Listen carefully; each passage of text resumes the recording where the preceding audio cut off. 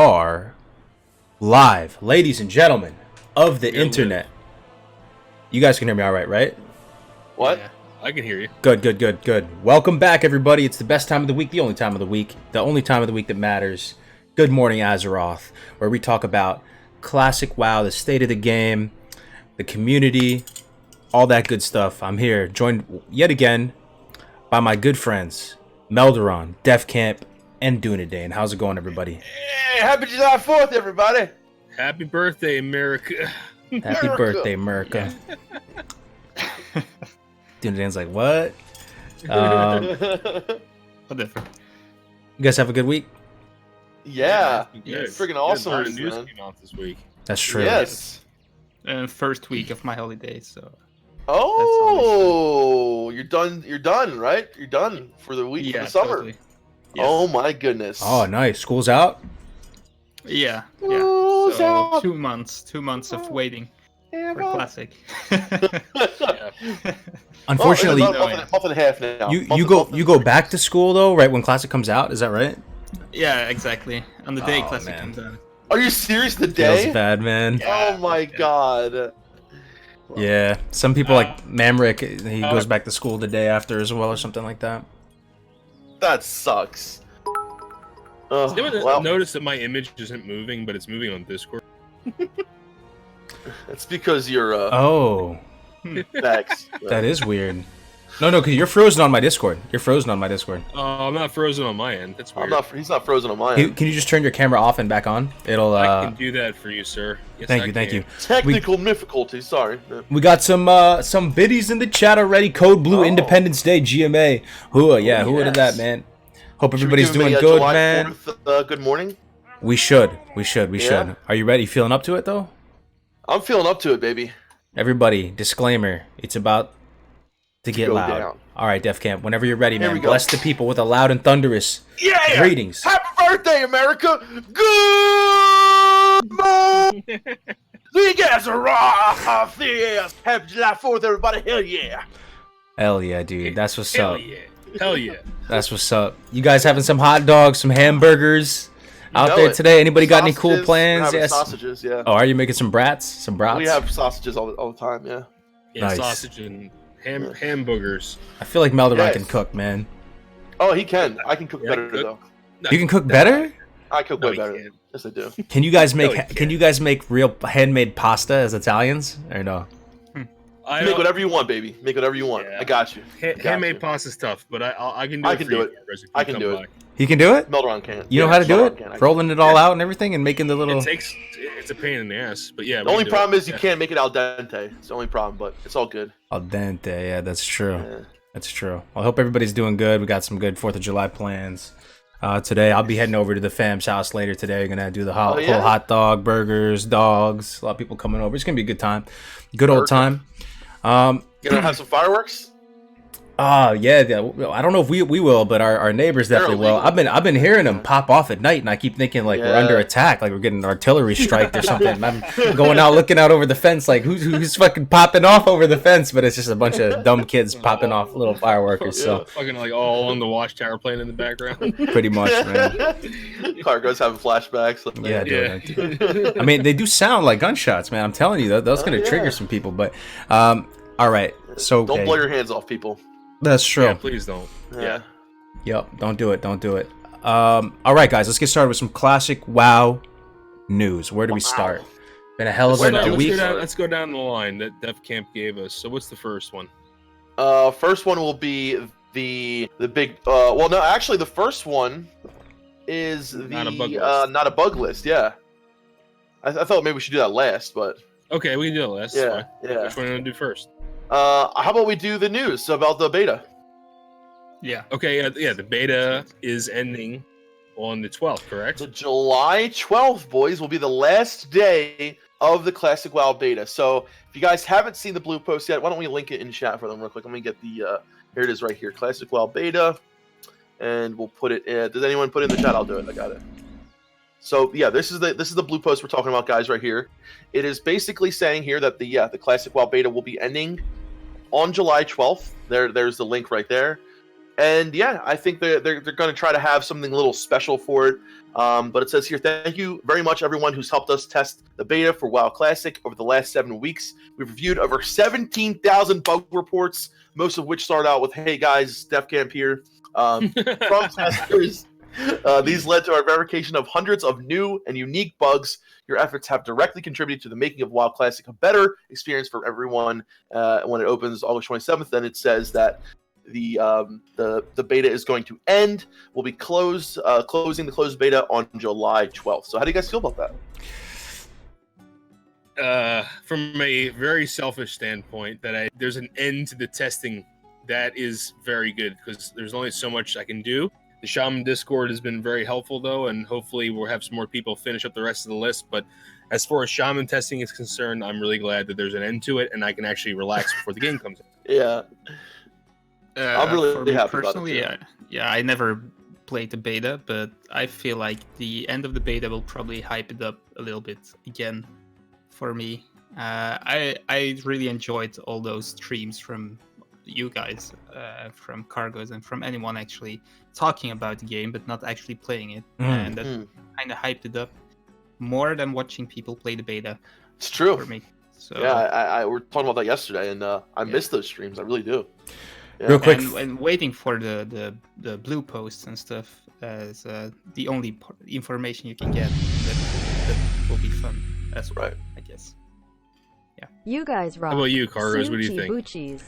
I have mixed feelings. Real quick, we got a $5 donation in the chat. Mojo Boogum, dude. Thank you very much for the 5, dude. Appreciate it. Get some Coors Light with that. I can get Snoochie Boochies from Chainsaw Bob. Oh yeah, Snoochie Boochies. I can get like a 6er with that, man. Thank you for the 5, bro. I'm feeling I'm mixed feelings. So, on one end, I feel kind of relieved, low-key relieved, because I won't have to stream so damn much. Even though I enjoy the streaming, it's just you can feel a little bit exhausted after streaming all day, and be able to put some more time towards finishing out the V3 leveling guides, getting those out, working on some video content. I do enjoy streaming and stuff for sure, but I'm relieved. It's going to come to an end, and I'll be able to focus more on that stuff. On the other kind of side of it, man, I don't know. It feels a little bit weird the way beta has panned out for me. It does. It almost felt like there was lack of a decisive vision for it and how it was supposed to play out. Like they had this 1 to 30, everyone raced up. It seemed really hype. A lot of content was being made, and it was, had these little communities there. A lot of eyes were on the game.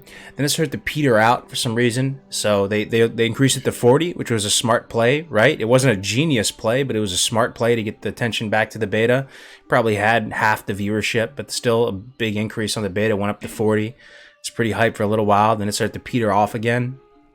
And then it just kind of went dead. It was just kind of radio silent. It became super dead. I didn't know if they were testing layering like crazy or what, but the zones felt super, uninhabited. Barely anyone on at all, and there was really not a whole lot of communication coming from Blizzard's end. So I think I didn't really understand what was going on. If they were just going to keep it going like this till launch or whatever. And now they're cutting it. It's over now. So I'm not sure if this is what they intended the whole way, or if they intended on going up to 60 originally, or something changed. But from my perspective, there's a lot of stuff, higher end talents even, that may need to be tested. Well, some of the higher end dungeons and stuff. Like I'm just curious if you can do Mara runs and stuff like that on a Hunter. Some of the Hunter stuff is still not fixed on Hunter. So I'm blabbering. But again, we got a $1 donation real quick in the chat. JE, thank you for the $1, and Twitch Prime sub. Obsis, subscribe to Twitch Prime. I will shut up now. What do you guys? Thank you very much, guys. I'm where you are too. I'm kind of half and half, but I think it's really good, honestly, that we didn't get to see everything. Right? I would have hated if I would have been sitting there testing MC, testing BWL, testing all these raids, even though I feel like it needs to be done. I think it's good that we ended where we did. We got to test out our level 41 talents, right? That was good. We got to test out a lot of gameplay, got to test out a lot of dungeons. For the most part, I feel like, was this intended? Did they want to go higher? I think it's good that they got a lot of the bugs that the bug reports that they did now. But I think it would have done worlds.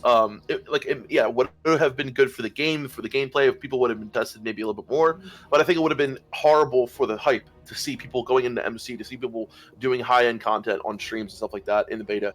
So it's kind of like a catch-22, right? I think there's a lot that could have gone, good for it, a lot of could have gone wrong, but I definitely learned a lot in the beta. I learned a lot about the dev team. I think that they're amazing. I really do. I feel like they've done an amazing job so far. Going in there for the first time and realizing just how much an undertaking this whole thing was is kind of fucking eye-opening.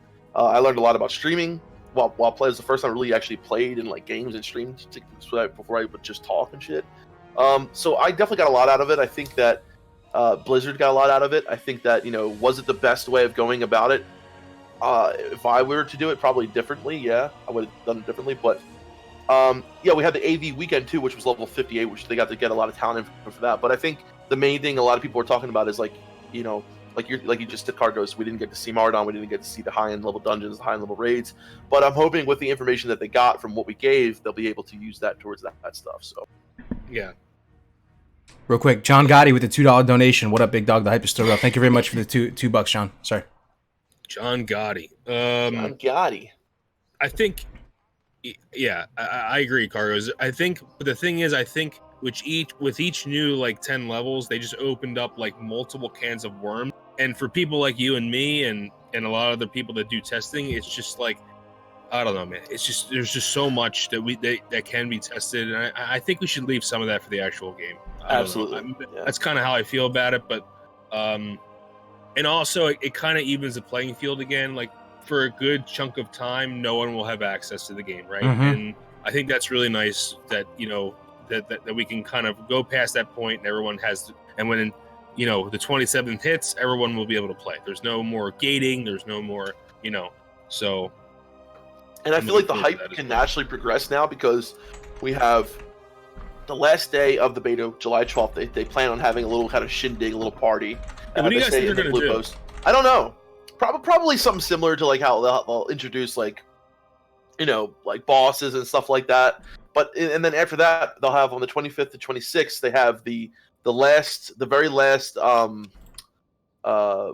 what is it called? The very last test. Stress test, yeah. And then so they have the last day of the beta, the stress test. Then they have August, 12th, for the names, reserving your names, and then the release. So I feel like we're gonna have this constant like a little bit of stuff happening, and then the hype's gonna go up, and then the release will happen, and then it'll be this big thing. So what did they do in the original beta? They did some events, right? When they closed the original beta, didn't they spawn like Ragnaros somewhere? Yeah. Or am I wrong? Yeah. So they probably do exactly the same now. Yeah, that's kind of what I was thinking. They're going to spawn bosses and stuff and make people kill stuff, and that'll be fun. That'll be interesting. I'm going to definitely log in for that because I haven't really done any of the fun stuff yet. So I want to actually enjoy myself a little bit. Well, yeah, playing on a PvE server. So what do you guys think, though? Now the dust is kind of settling. Do you guys think the beta was a success, or do you have is it there's multiple aspects? Maybe not that simple of a question. In what way? But let's talk about it though. I'm also going to put it in the straw poll in the chat just to get your guys' temperature. It's more of a more to it than just yes or no. Success in some ways, failure in some ways. But I want to kind of get a temperature reading of you guys in the chat, and we can talk about it here for a minute. What do you guys think? It was successful in the fact that I believe that it really generated a good amount of hype and showed that Classic WoW is going to be a formidable component formidable opponent, in the streaming meta or wars, you're going to call it. I think that people are going to watch the game. It has a competitive nature. It was shown that with PvP stuff, including like competitions or the arena stuff. So I think that's a great thing. It was also successful in at least my eyes, showing that they're being as true to vanilla as possible. I think that it's a very good comparison to, I'm going to say private servers, because again, I'm not comfortable saying it's a good enough comparison to a game I played 15 years ago. I can't make that assumption, and I don't think a lot of people can. There are a few little things that are kind of weird that still haven't been really flushed out yet, but I think in that way, the game feels right. It feels like Classic WoW. It feels hard. It feels there's a social community that builds in every dungeon you do, and that's clear and apparent. So to me, that's successful. I guess where kind of fell short was, I feel like it kind of split the community a little bit. I personally think it should have been NDA'd out. But again, that's just my personal opinion.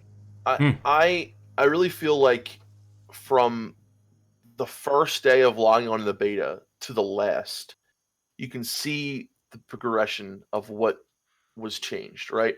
The Yes. first day logging on the beta, there was a lot of stuff that was wrong with the game. I mean, there was whether it was minimal stuff, whether it was big stuff, and then to see kind of how it progressed, I do think it was a success in that way. But I still think that there is a little bit of a way to go. Like Meldron said, I think it succeeded in that aspect, right? Of the fact that they got 17,000 bug reports, right? They got a lot of issues that people had, and we'll go over this not bug list later, and we can see the things that a lot of people thought were bugs and weren't. But I think at the end of the day, you got to look at it in the terms of like what a beta is and what a beta sets out to do.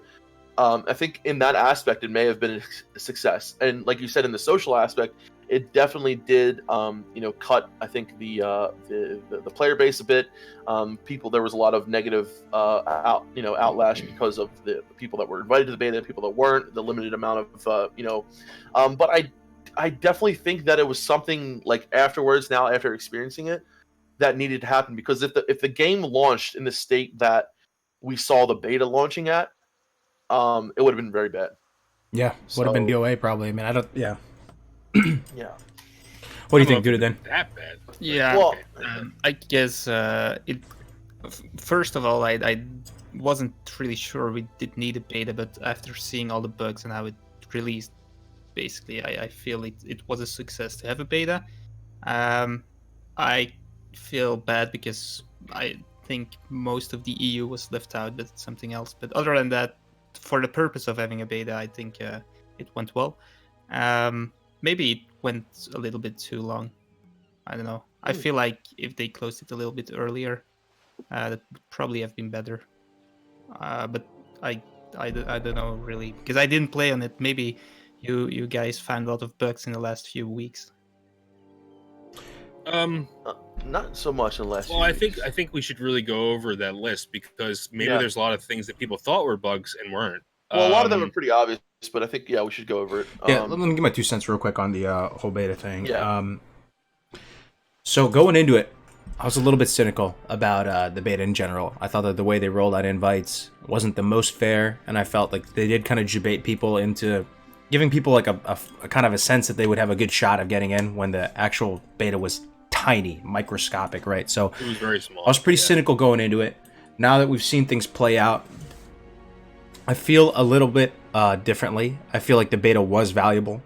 So I feel like from a marketing perspective, the beta might have blew our load too early with the beta, and we got this big hype and this influx of like streamers and content for like a little while, right? Basically during my whole wedding, that was going on. A bunch of the retail BFA streamers and stuff were coming in. I was feeling a little bit weird about that. It felt like the Nost vibes were gone. That was almost like a given, though, that these the cultures were going to come together and something new was going to happen. But that was happening, and we had this big marketing hype, for the first couple weeks after the beta was out. But then it really started to peter out, and we got to see that like tourism drop off that will probably happen when the game actually really launches, and that is kind of a buzzkill. So from a purely marketing perspective, I think the beta may have blew our load a little bit here, and it may have worked against us. But more importantly, from a game, quality perspective, I feel like all those eyes on the beta for so many weeks that we've had has resulted in a better game. And if they were to NDA it out, like what Maldoron said, and they were to do a friends and family beta and it was all closed, we wouldn't have had as many eyes on it, right?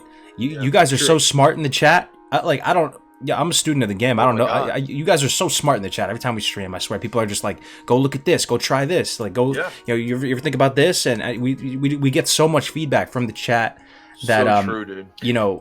There's some real 200 IQ big brain people in the chat, and all these people have contributed to making this game better. 17,000 bug reports or something they said, and from a pure engineering standpoint, making the game better, the beta, I do see value in it and having it open and public like that way. That's my 2 cents. There's one thing I want to comment on, the tourism thing. I think that's definitely true, Cargos. However, I think the fact that they didn't the fact that the beta was very stop-starty. 30 level 30 cap, level 40 cap, and then kind of just there was no kind of communication. I think it's worse than it actually will be when the game actually comes out and there's no end, right? I think that the ending really hurt a lot of streamers who really kind of pushed that marketing push because there was nothing left to do. And I think that you're right. There was this like people left and people stopped playing but I think it was more because it's a number one, it's a beta and your character's gonna get deleted.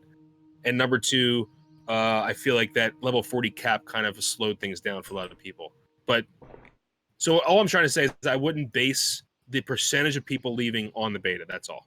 Yeah, that's true. And here's the thing about, and with Carter's what you said about people in the chat giving in a lot. I mean, I gotta say, probably half of the bugs I reported and all was actually shit that my chat either noticed or asked me to test. So I think a lot of that 17,000 came from the chats of people streamers. But like going off of this drop off thing, I think a big thing to look at here is the fact that there was. First of all, 8.2 had launched, and a lot of the WoW streamers had went to go and do that. And I think that with the beta ending at level 40, that did hurt a lot of it too as well. But I think to look at that and see and kind of say that, oh well, the drop off, there will be a drop off. Absolutely, there will be when Classic launches. But I think what a lot of people underestimate is the amount of returning players that I think we'll see at the end of the day. There's going to be a big drop off, and I think. Honestly, I think that Blizzard is actually overestimating that amount, based on how they're doing this layering and everything like that.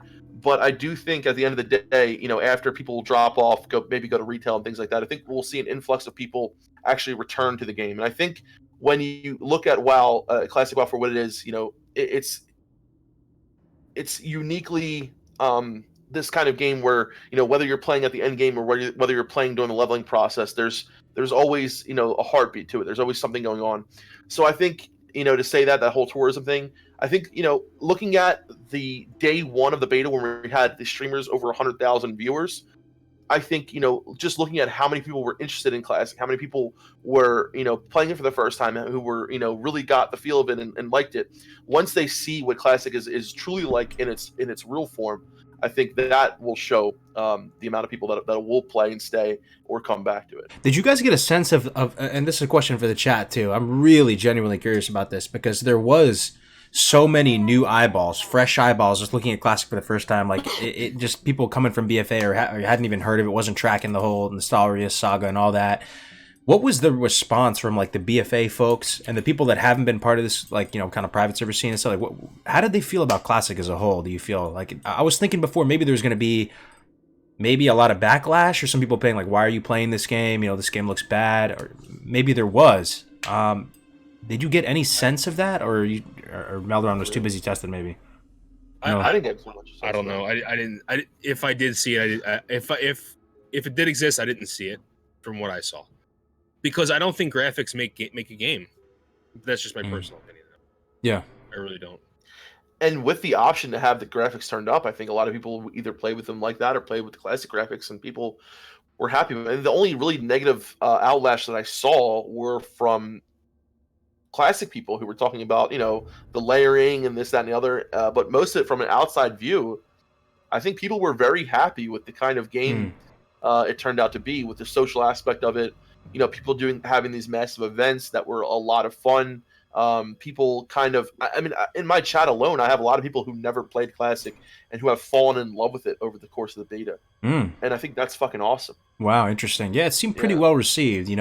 There was a time, you guys remember back in our earlier GMA episodes, where it seemed like the majority of the retail player base, like on BFA, was very against Classic, or like more so, right? There was a lot of pushback every time Classic came up. They were like, screw Classic, man, they're taking away resources from our game. Like, why did anyone play that old ass game anyway, dude? 15-year-old game. That's kind of fizzled out a little bit. It feels like it feels like people are more on board with the Classic thing now. That's probably also because some of the big streamers like Asmongold, some others, they started playing Classic and they noticed it's a good game. Asmongold always said it was a good game, but some others, like Soda Poppin' and yeah, exactly. They also said, well, it's actually a very good game, and it's more fun than what we play right now. So I think that's a huge factor. Yes, and I think the beta did succeed in that aspect of it as well, where you had people kind of showing the true colors of what Classic was, and I got to give it to them. Like those people, I think they did a pretty good job at being a Classic WoW emissary. You know what I mean? So I recently was watching a video last night on YouTube that was non-WoW related, but a WoW ad played, a BFA ad played beforehand. It was about 15 seconds long. And while looking at it, I actually didn't put two and two together until the BFA thing came up. I didn't know it was Warcraft. And I'm being 100% serious right now when I say that. I looked at it and I'm like, oh, that's a pretty interesting game. It looks kind of cool graphically, and I wonder what it is. And then WoW came up, and I'm like, dude, this isn't. As long as for me, in my eyes, they are two totally different games. 100%, dude. Like they shouldn't even have the same name anymore. Like it's just so different, man. So I don't know. With that said, though, I did notice a noticeable, much more than I thought, honestly, drop off on the beta when 8.2 came out. So I'm not really tracking too many of the changes with BFA, but apparently some big content patch came out, right, dude? It's a big content patch, 8.2, right? And I've been hearing for so long, being part of this Classic community, people always just say, BFA is whack, dude. Like Classic is the best, but I was hearing Classic people like, dude, BFA is legit, 8.2 is legit. What's going on with 8.2? Is this actually a serviceable content update? Do you have any sense of what's going on with 8.2? Well, that's... I want to hear this in 6 months, but go ahead, sorry.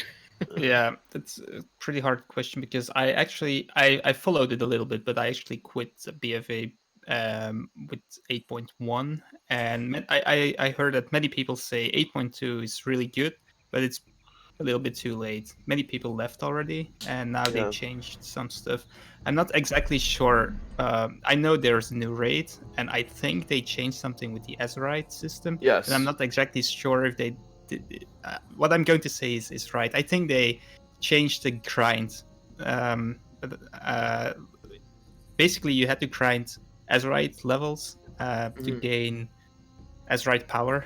And you could use different Azeroth traits on certain items. And it was an endless grind because every time there was a new raid tier or a new tier added, you had to grind more of those Azeroth levels and Azeroth power, and it was just really, really boring. I think they changed that. And I'm not sure if this is the last patch in which you can still grind, or if it's actually, if the grind is actually over. I'm not exactly sure. So I see. I try to keep up with a lot of the current content creators. Like I watch like Talias and Navac every once in a while, and they have pretty good overviews of like what's going on and all. And to what I got from watching there, and like 8.2, it does offer some new stuff. It does bring some new things to the table, but for the most part, it was very much, for a lot of people, not enough to bring them back into this game. And I think a lot of people who were playing BFA are very happy with it, if they were already playing it. But for a lot of people who were hoping that what 8.2 kind of reinvigorate BFA, it kind of wasn't enough for a lot of people. So that's kind of the gist of what I got out of it, at least. But I think Thanks for all the content, boys. It's something new. People want to experience something new. They want to check it out, and that's what happened. You just got a huge donation, Cargos. I'm seeing that, dude. Yeah. Been subbed since Fireside Chat #1, and your It's playing the Texas content speech right now. became my favorite. Cheers, boys in Lokhtar. Lokhtar, Seamus, thank you so much, man. 50 of the Canuck bucks, man, of the Canadian dollars. I appreciate it, too. That's very kind of you to say, man. Ever since Fireside Chat 1, that was a while ago now. I've known these guys, Def Camp and Melderon, for a while. I am doing a day now, man. It's been over a year since I met you guys, right, Def Camp? Yeah, absolutely. It's been over a year, man. It's been a hell of a ride, man. Thanks so much for the 50, dude. That's a very generous donation. Sorry to interrupt you, Def Camp, man, if you're saying something. No. It's just I think for a lot of people, it's something new. It's something shiny. The beta was I think it was done very much at the right time for the release, because the beta had been capped at level 40 for a while. 8.2 released, and a lot of people just wanted to experience this new part of 8.2. And for a lot of people, I think it'll be something fun for them for a little bit. But at the end of the day, I think BFA is just we saw this in other expansions where it's a little too late, right? Where they try to change a lot of things and this, that, and the other. I think people will play for a little bit, but at the end of the day, once Classic comes out, I think we'll be in the same boat we were, when the beta released. That most people will be bored with it at that point, and we'll see a huge rise in influx to Classic. But if it is any indication of like how things may be once Classic drops, I think we will see these trends where people will be mostly playing Classic, then a new patch hits or a new expansion hits on retail, and a lot of people will transfer over there, and there'll kind of be this back and forth. There'll be this steady influx of people who play Classic for Classic, like like us, but then there will be these groups of people who go back and forth, and I think that's okay. I mean, honestly, it's there are some people who play both and enjoy both, and I think that but for the most part, I think Classic will keep more people than retail. Absolutely. I'm just want to say something I've read in chat. People are discussing whether the grind in Classic is the same as the grind in BFA, and there is a lot of grinding in Classic, but everything you do progresses your character, and every grind you have in BFA, it's basically it's not worth anything when the next patch launches. So you have to start all over again, and most of the things are just all content in Classic is relevant. I'd say even when X is out, even going back to MC and going back to Ani and doing stuff like that. There's reasons to do everything. Also, there's no daily quests, so there's none of that. But one more thing, it's just I wanted to say, like 8.2 may be good, but I want to hear if it's good a month from now. I don't want to hear if it's everything's always good when it comes out, right? Everyone's like, oh, a new patch came out. From what I understand, sorry. Yeah. Anyway, it's just very short. From what I understand, I think 8.2 should have been BFA at launch without the raids, of course. But the state of BFA right now should probably have been the state of BFA at launch, and in that sense, it's probably a good patch, but it will not stay good forever. They will need to keep improving it and add new stuff and stuff like that. You think they're going to announce a new expansion at this upcoming BlizzCon? It seems like they would based on historically, right? The Burning Crusade. Yeah. Well, I think the next expansion is going to be a friggin' faction mergers. I don't know. I don't like the way things are going, honestly, but yeah. I think they will. I think they will announce a new expansion, and I'm not sure if it will be like a faction merge. I think they will. I think they learned a lot. I hope they learned a lot from Classic and from the BFA fiasco as it was. It's really funny though. At the end of there was a cinematic, right, where Thrall and Jaina, I guess they saved like Bane, and they were like, but it's the same. The Horde and the Alliance, it's the same. What has changed? And like that is just so true of like. They've had so many opportunities to get things right with retail, though, and they've learned a lot over the years. But like, where do we keep going? BFA came out; it was a dud when it first came out. And I thought that statement that they say, in that cinematic was very telling. To like, I know they say at the end, well, we have changed, whatever. But I feel like that is very much the state of what the game is right now. Like, we've been down this road before. People have, this is going to be, a great expansion, this, that, and the other. And at the end of the day, it's just, it never satisfies, at least me, to the point of the old days. And I think that was a very telling, like, kind of statement they had there. Yeah, I think they kind of said there will be an expansion because they were talking about the level squish. I've heard that. Okay. So. Real quick, thanks for the 100 biddies, Code Blue. I appreciate it, man. Yeah, you can play both at the same time. That's very true. He's saying that you could play BFA while you wait for an Uber's group to form. You could definitely do that. And Dead of Night 42. Thank you very much for the for the tier 1. He's been a 4-month subscriber. Thank you so much, Dead of Night. Oh wow. That's awesome. Dead. So I have something I'm thinking about here. Too. So I see a certain value add in a stable game that doesn't progress vertically or horizontally, in the sense that you can kind of become more passionate and more enthusiastic in playing it and refining your expertise and craft in that game. And that's kind of what we have here with vanilla. You want to invest more time and get better at playing vanilla because it is kind of static to a certain extent, so those mechanics will remain static, and you can just get better at them. With a game that keeps getting more and more expansions, horizontally or vertically or whatever, things are going to keep changing, right? And maybe to most people that's a good thing, but I think to myself, am I gonna buy more expansions after Classic? You know, if they come up with another one after Beef, I pretty much bought every expansion they've made so far. I don't know, man. It might be the first one that I don't. Yeah, I'm not. I know that for a fact. Well, I Well, I thought mean, I I would can't- never buy BFA, but I did. So I guess I Yeah. will buy the new expansion as well. I know there's some big news that I know do want to talk about the well, it's pretty big news about EU servers. You guys want to talk about that real quick? I think a lot of people in chat were wondering about that,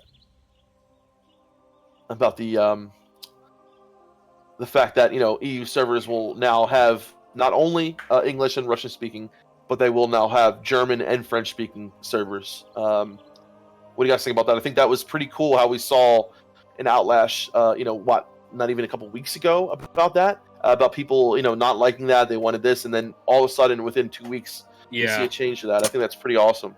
It is. What do you think about it, Dune? How do you feel about that? Yeah, last time we talked about it, I think I said I didn't really care, but that was my opinion, and I felt that many people disagreed with that. So I'm quite happy they changed it.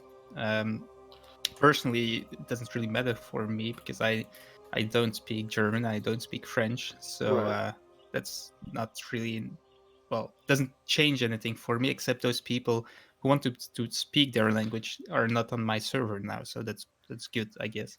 But I'm happy for everyone who asked for it, so it would be hypocritical not to be, because we have asked for Classic and we got it, so yeah. EU is a powerhouse, man. We were saying this the other day, Def Camp. Like a large portion of our viewership is from EU. There's a lot of love for Warcraft, the IP as a whole in Europe. You gotta show the Europeans mad respect.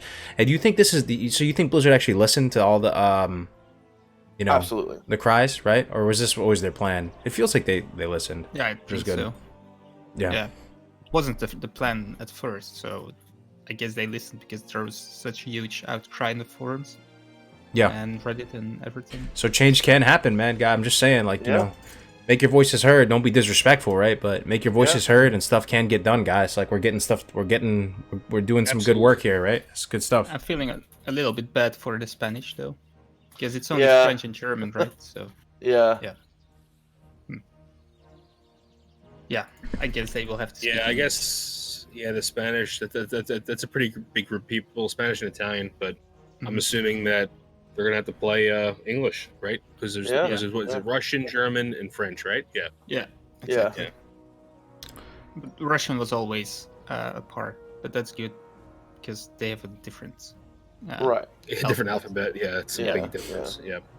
So that's 2 out of the way. So we did the European language servers. We did the announcement of the close of the beta. Should we move on to something else? Well, Oceanic as well is a pretty big thing as well. Were they not supposed to have their own? Well, so they never stated, because a lot of people thought, what are Oceanic just going to be grouped in with NA or not? They never really came out and said that they were going to have their own, but they said in the blue post that it was always intended that they were, but they just came out and pretty much said that, listen, yes, Oceanic, Oceanic. Ocean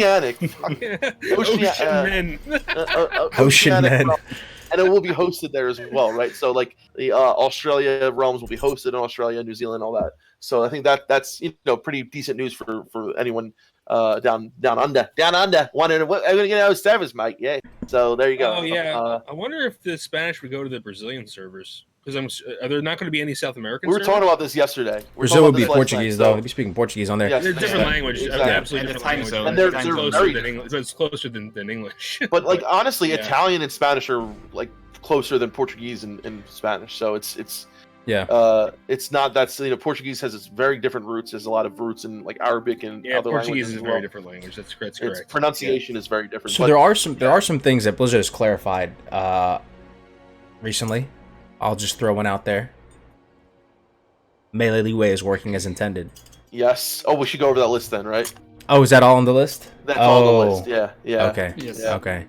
Some stuff we want to talk a little bit more about layering, right? If we were just prefacing this by saying, making our voices heard and not being disrespectful, we can get stuff done, and that's, maybe there's a small glimmer of hope still tiny glimmer of hope that we won't get layering, but it's looking like we're gonna get layering. Well, but anyway, let's bring up this list. Yeah. Let's go over this Well, list. before we go over the list, I wanted to just what happened with right-click reporting, because it was taken out and now it was brought back in. So this is the thing. It's a Kyvax community manager on yesterday. So on July 3rd, said, I can confirm that the report function was inadvertently removed from the beta and will definitely be back when WoW Classic goes live. Wow. So he's talking about right-click reporting, of course. This is the ability to right-click a character portrait and report them. This is something that, before we get into it, I've never thought was the biggest deal, mainly because I always compared it to like a game like Dota or Counter-Strike, where you can report people in the post-game screen or in the pre-game screen or whatever, but nothing really ever happens to it, and that's kind of like right-click reporting. But a lot of people are very disturbed by this. So anyway, that's what it is. Yeah, there was this right here where this person basically. I'll just link in chat real quick because I do want to get to the talk about the bugs, but this person right here basically saying currently right-click reporting is gone from the classic beta. This is obviously bad news for anyone who doesn't want obnoxious jerks polluting the public chats, and basically talking like that. I'm like, did this person ever hear of ignore? Like, put person on an ignore list? Like, I mean, for me, I don't like the right-click reporting function. When I was out of the game, I was very happy, but I did say let's wait until we hear a blue post, and so I honestly would have rather much seen it out of the game, but. Yeah, I guess it is what it is. Yep. Yeah.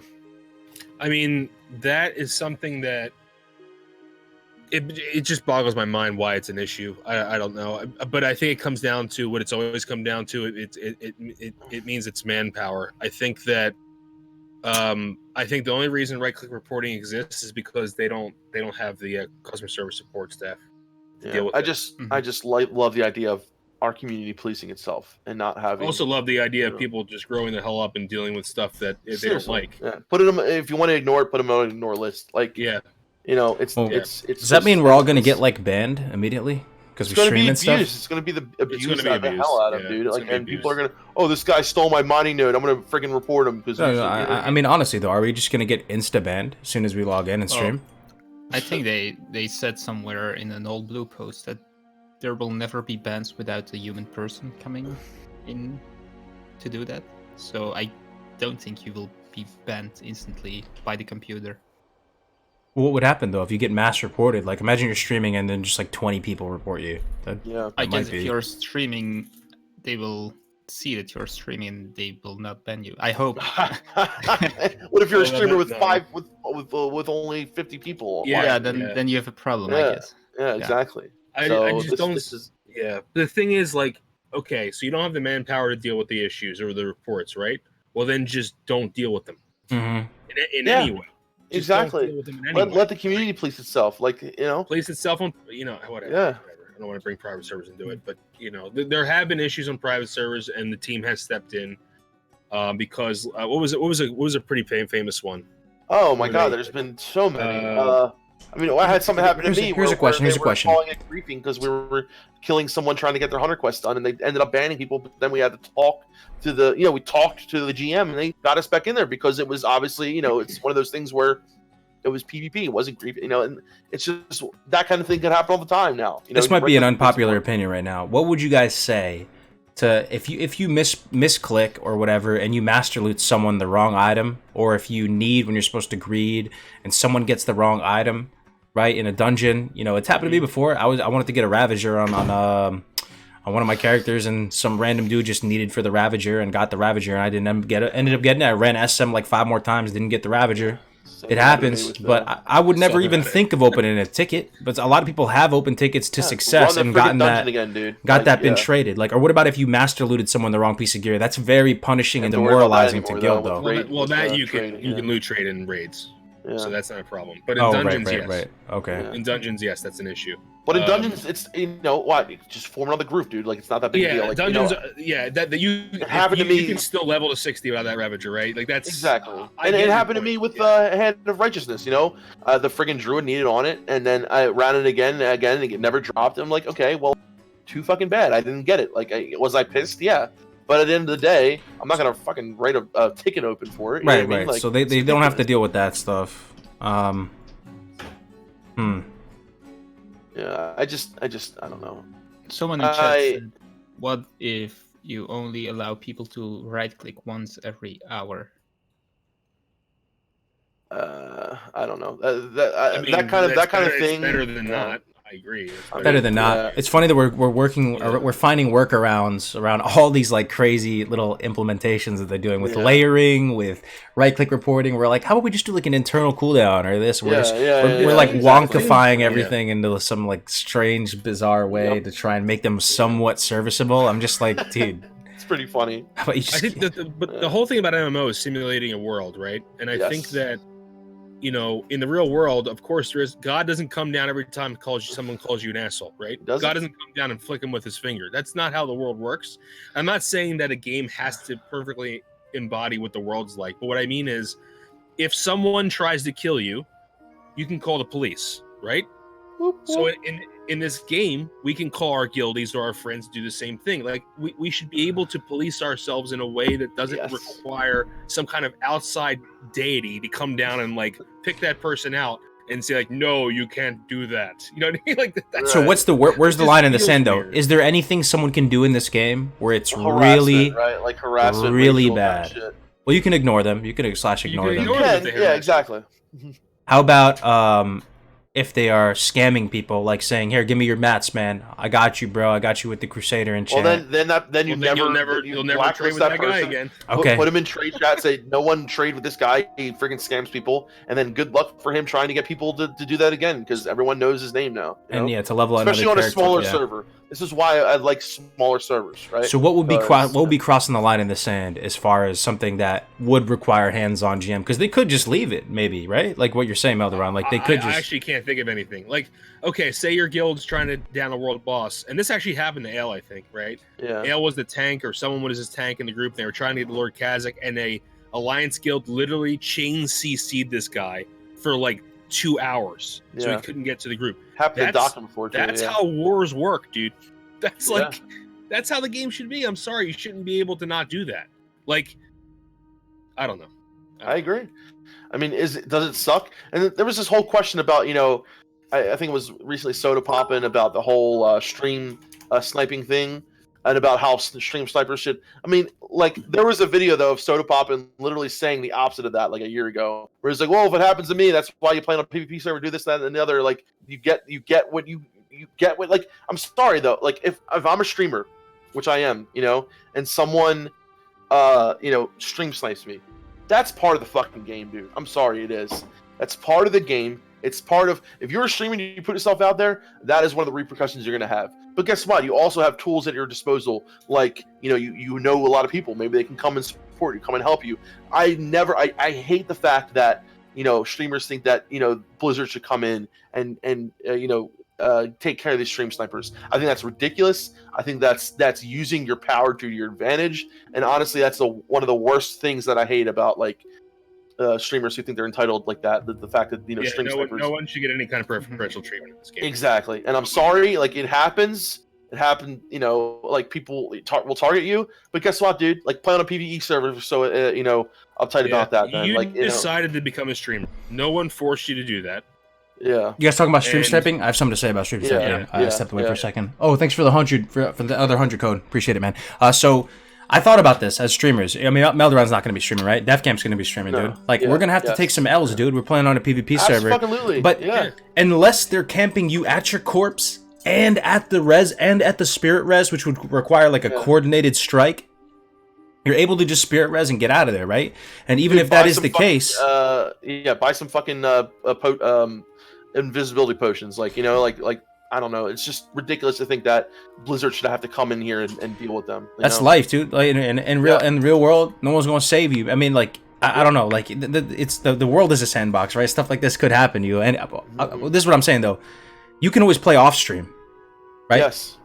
So sometimes you can't have your cake and eat it too, right? Like, and if you're getting sniped that bad and you can't and you don't have your boys to come defend you, and get you out of that situation, you don't have your battle buddies, then you know what? You just play off stream, or you just level an alt, or you go into an instance and farm. There's recourse here. Like, I don't think you need Blizzard to stop stream sniping or anything like you're that. You're literally making I money agree. like off this. I'm sorry, like, you know, if someone wants to come in and kill you, dude, like, you know, I'm sorry, grow a pair. Like, that's ridiculous. The fact that you think you have the right over someone else to get them banned because they're killing you, like, that's.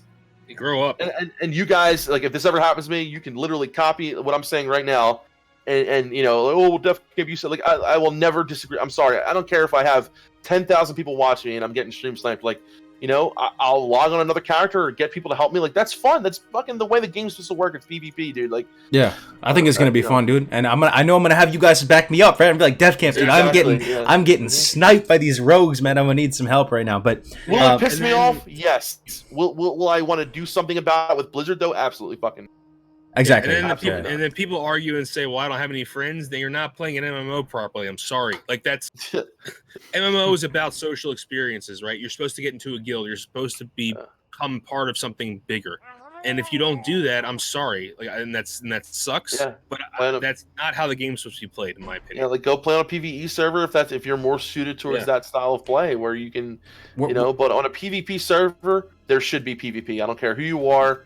You know what we're hitting at right now? A third currency to the game that's really more important in Classic WoW than any other iteration of the game. It's the social currency, dude. Absolutely. It's having to be networked on your server, have relationships, good relationships with people, maintain that relationship, be an upstanding member of your server, so people will back you up. They will help you out, right? They're gonna get your back if you're getting relentlessly ganked or something like that. Yep. And that social fabric, that social currency, is so important in the game, man. Oh my god, yes, yeah. So important. All right, let's go through these bugs. I really want to read these. Yeah. Okay. So the first one, I might be able to pull it up. Let me see if I can go to presentation if you mode. can pull it up, that'd be great. Is it let me find this one. It should be the very first one that I listed, cargoes of the blue posts. Classic beta. We reviewed over 17,000 bug reports. No, the very first one that I posted. Very first I'll link one. it again real quick. Oh, that was the one I didn't. Okay, 1 second here. Let me pull it up. I'll just link it again for you real quick. Let me see if I can pull it up. I just linked it again in the All right. Oh, classic, not a bug list. Let me see if I can get this up on the stream for you guys. Sorry, I could scuff everything, but we will give it a shot. Oh, we did it. We did it. Oh my god, the scene transition worked. I'm a real streamer, boys. We did it. Okay. You're a real boy. I'm a real content creator. All right. Let's begin. Yeah. Maybe you should zoom in a little bit on it. Okay, that's a good point. Very tiny, right? Let me see if this is better. Okay, that's probably too much. Okay. So the WoW Classic, not a bug list. As we've discussed before, the nature of WoW Classic sometimes invokes different memories for different players, and this leads to certain misconceptions for some about what is or isn't working as intended. The following is a list of commonly reported gameplay in WoW Classic that is not actually a bug and is working as we expect it to. You guys want to take it away? Like, start reading some of them? I'll read some. All right. Start with the first one. Okay, so let me just get it back up here. Okay, so all right, this is a big one right here. Tauren's hitboxes and their melee reach is slightly larger than other races.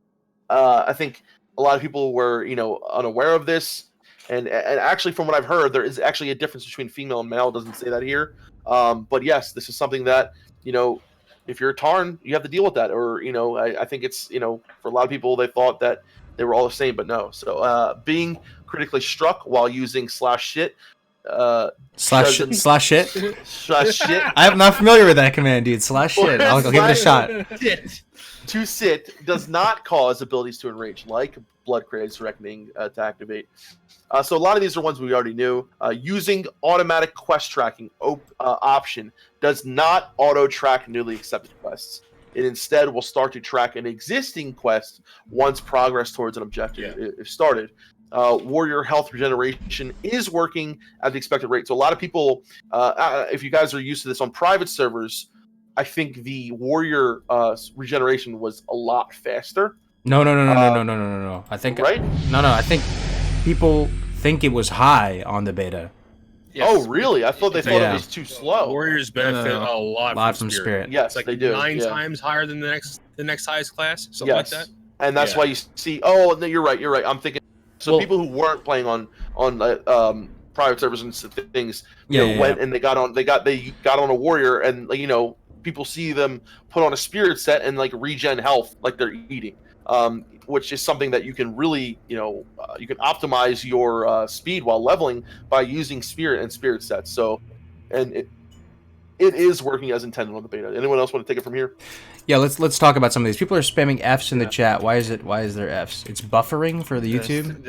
The stream went Huh. down for a second, but it's back Shit. up. Maybe we should go over these then again. Yeah. I actually do see, there's an error in OBS to skip frames. Shit. Interesting. Is it back for everybody? Yes. Okay. Well, let's just go over the ones we talked about then. So that Okay, nobody yeah, misses let me talk about these a little bit. It should be better. It seems like it's back now. Okay, so the Tauren hitboxes and their melee reach is slightly larger than other races, so it's between a 2 and 3 yard increase to their hitbox. We tested this on hunters. That allows them to be like the snipers of Azeroth. Very flavorful, fun thing about Taurens. They're able to engage people from further away than other Tauren races. I mean, other hunter races, but it also works against them in the sense that someone can target them from further away, so it's not purely an upside, but it is kind of flavorful that they can, trying to run away from a Tauren hunter is going to be very difficult, right? Because they're going to be able to land that auto shot and concussive shot from so far away. Also with melee, so we saw this with melee leeway, the additional 2.66 yards on melee leeway, plus this Tauren hitbox increase leads to some really nutty connections. About 9 yards, over 9 yards, I've heard. Yeah. Yep. Yeah. So people were wondering if or not that if not that was really Blizz-like, because on the private servers it wasn't functioning in that way. Yes. The other one I will talk about is the /sit. I get messages about this every week, man. People like, is /sit procking going to be in the game? It's not. Some people are able to manipulate batching to sort of get it working. I don't really know anything about that. Really? Yeah, they're able to. Oh yeah. Yeah. I saw that right. Yeah. Ascent stream, I think. So the warrior health regeneration is another thing. So Navac was Horde first 30. He stacked spirit the whole way there, pretty much as possible.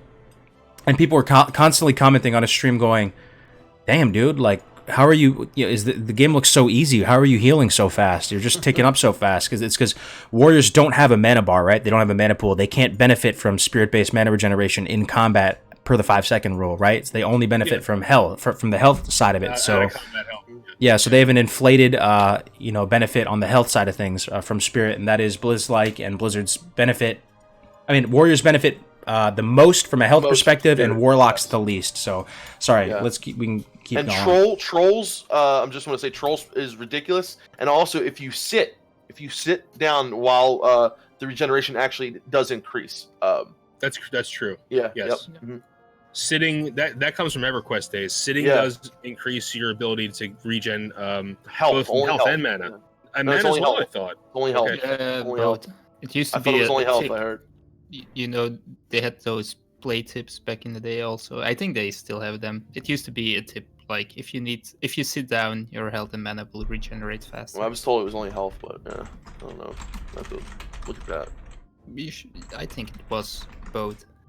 Yeah, But it's we both. I played warrior back then, so Mm. I can't say for sure.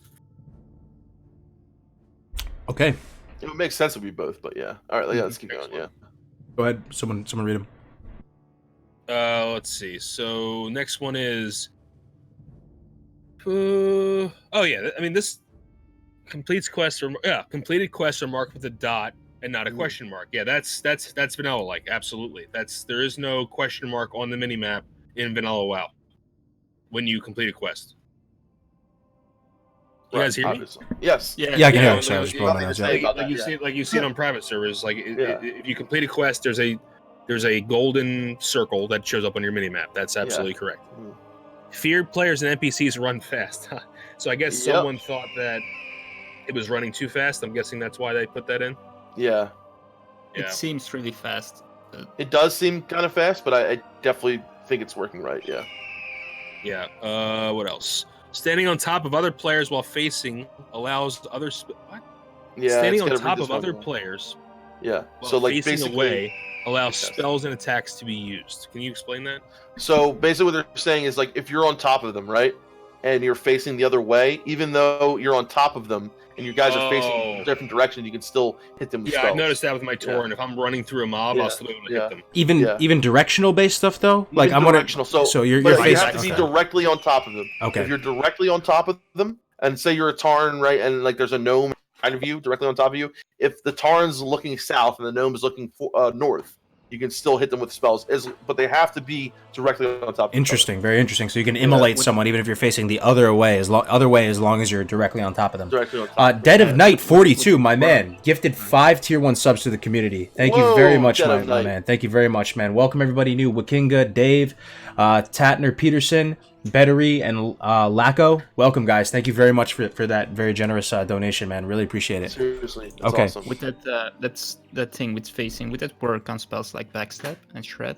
Yes, because it works with auto attacks. Because so if on my Torrent, if I like war stomped a mob and was trying to run away, but still I'm selected, as I ran through the mob, and he was already dazed looking the other direction, I was auto attacking him. Mm-hmm. Does that make sense? Right, that's auto attack though. Yeah. Well, auto attack is an attack, Right, right? but So you're talking about like that's more of the batching though, right? I'm talking about. So you can kind of front stab, sort of. Like you can be on top of them, backstab, and can you still mail? I mean, I don't know. Yeah, I'm not sure about that one. So because the way it says it here, it says away allows spells and attacks to be used. Standing on top of the player while facing away allows spells and attacks to be used. But the thing is with backstab with an NPC, like it's kind of really hard to get inside of a mob. It's always going to try to get in front of you. You know what I mean? Oh, it'll adjust itself, right? It'll adjust. Like I said, it was dazed, right? My guy was dazed. Right, if it was dazed, yeah. So that's why. But if it was dazed, I was able to hit him while facing a different direction than he was while standing inside. I understand what you're saying now. Yeah. Well, what if you could slow it? What if you could really slow it and stand on top of it and backstab? Well, you crippling poison it and you just backstab it in its face. It's something to test. I mean, I'm sure you could probably get it to work, but it's probably going to be more effort than you know what I mean? It's probably going to be a lot easier just to use fucking Sinister Strike. It may be easier to do in PvP. Yes, I think so. Yeah, definitely easier in PvP. Okay. Go ahead, Melron. Keep going. All right. So the next one is. So, creatures' respawn rates are much slower than in Battle for Azeroth. Oh my god, is that seriously? Some of these crack me up, man. Yeah, I gotta say though, the respawn rate recently seems like it went up in the beta. I don't know what happened recently, but like I was killing shit, you know, like a couple days ago, yesterday, and the respawn. I mean, Al, we're talking about this. It seems like it's actually gone up a little bit from before in the beta. I don't know if anyone else has experienced that, but it is something that I've noticed very recently. Yeah, almost like a little bit of a dynamic respawn kind of thing happening. Interesting. That would be awful. Yeah. So I would have to look more, and I don't know. Apparently they're saying it was only mobs that are connected to quests. Apparently it was Ale was saying, so only certain mobs were doing this, but it was happening apparently. So yeah, it's something that I would like to look more into before the beta ends. Mm-hmm. Okay. Next one is creatures. Okay. NPCs which offer multiple quests may inconsistently display them as a dot or a exclamation point on the available quests lists. NPCs which offer multiple quests may inconsistently display them as a dot or a exclamation point on the available quests lists. I don't know what that means. I don't know either, but the juicy part is right after. They said they were inconsistent in 1.12, and we've reproduced the exact inconsistency they had back then. I like this because it shows shows that Blizzard's willing to make shit buggy if it was buggy back then. Just like Melee Leeway. Just like what is an available quest list? Interesting. That's interesting. Available quest list would be like if you open up a target NPC and there's like multiple quests available. Oh, I see. So in the actual like the book that opens up and you read on your screen, some of them have a dot and some have an exclamation point. Okay, whatever. All right.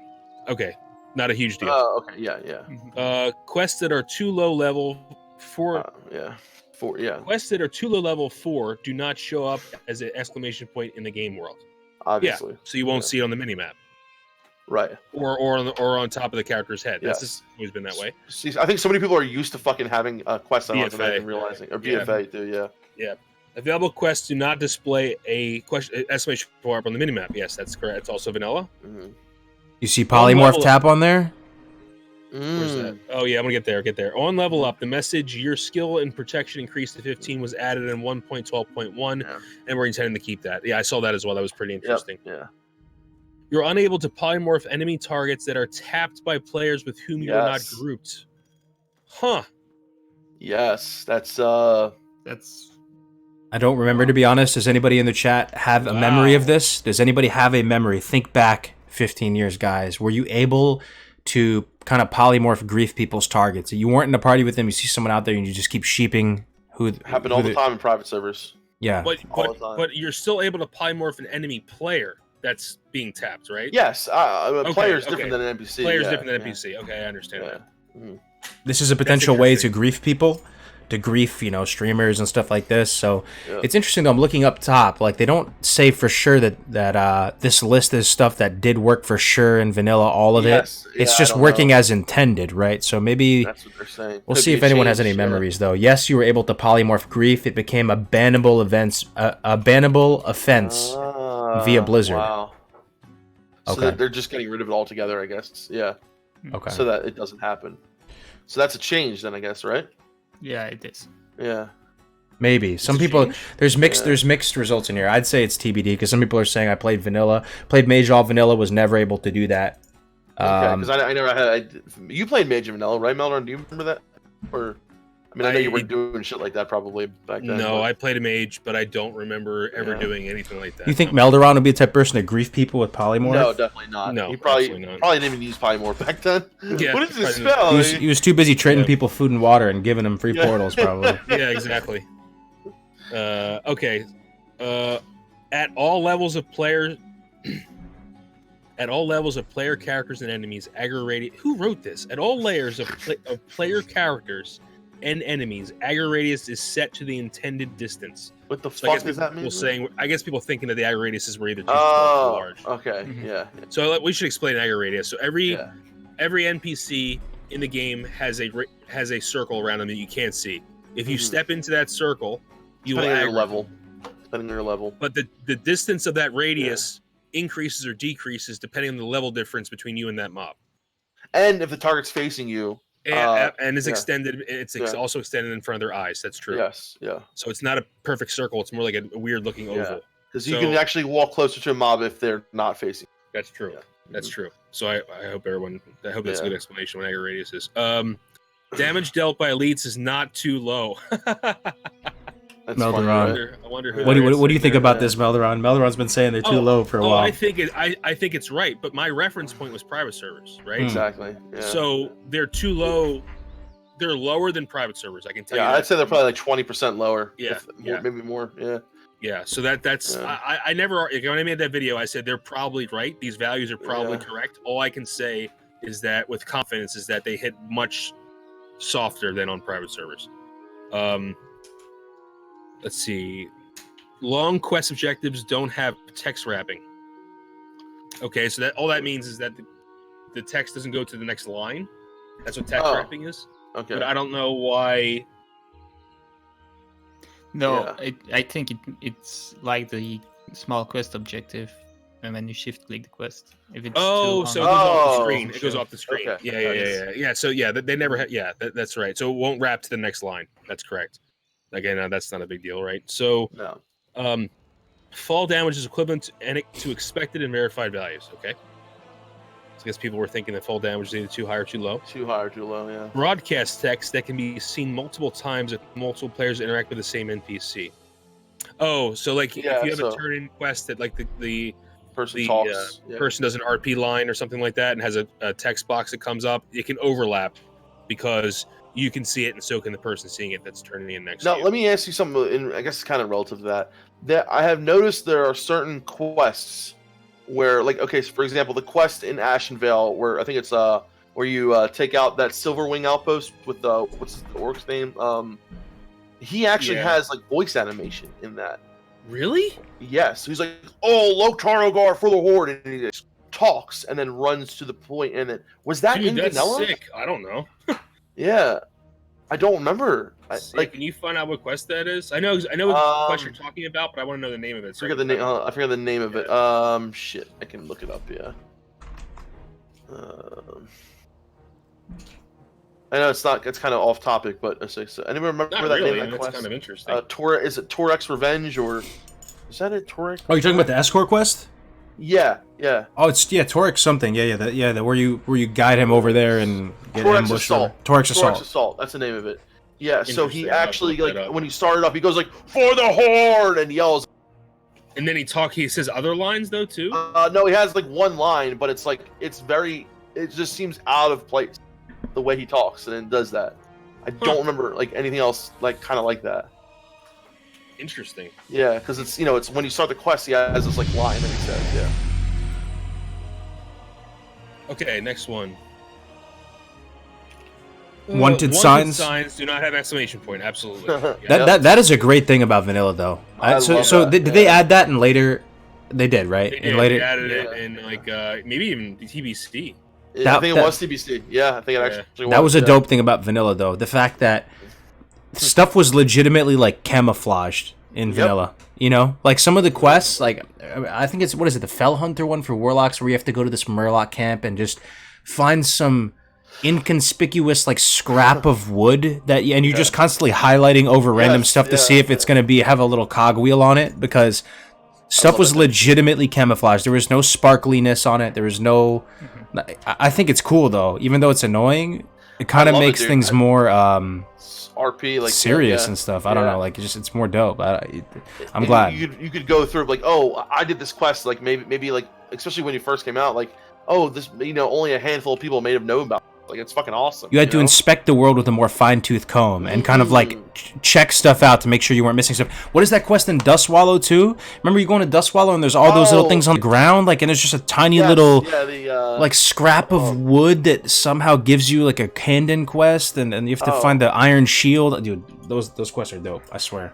I'm glad. I love shit like that. Yeah. Yeah. Me too. I really do. Yeah. All right. Let's see. What is next? Wanted signs. Player characters do not animate when looting, interacting with quest objects, e.g., collecting pumpkins. Yeah. So the pumpkin quest in Tears Fall Glades, you go and collect the pumpkins from the farm there. Your character doesn't make a animation like when he makes a bandage. He doesn't use that animation. He just literally stands there while the cast bar fills up. That was also true in private servers. Gnomes and Taurens are the correct size. Do they feel like a different size? I know there were times where people, like, I think it was Ale. There's a clip of like him standing next to another troll that was actually shorter than him.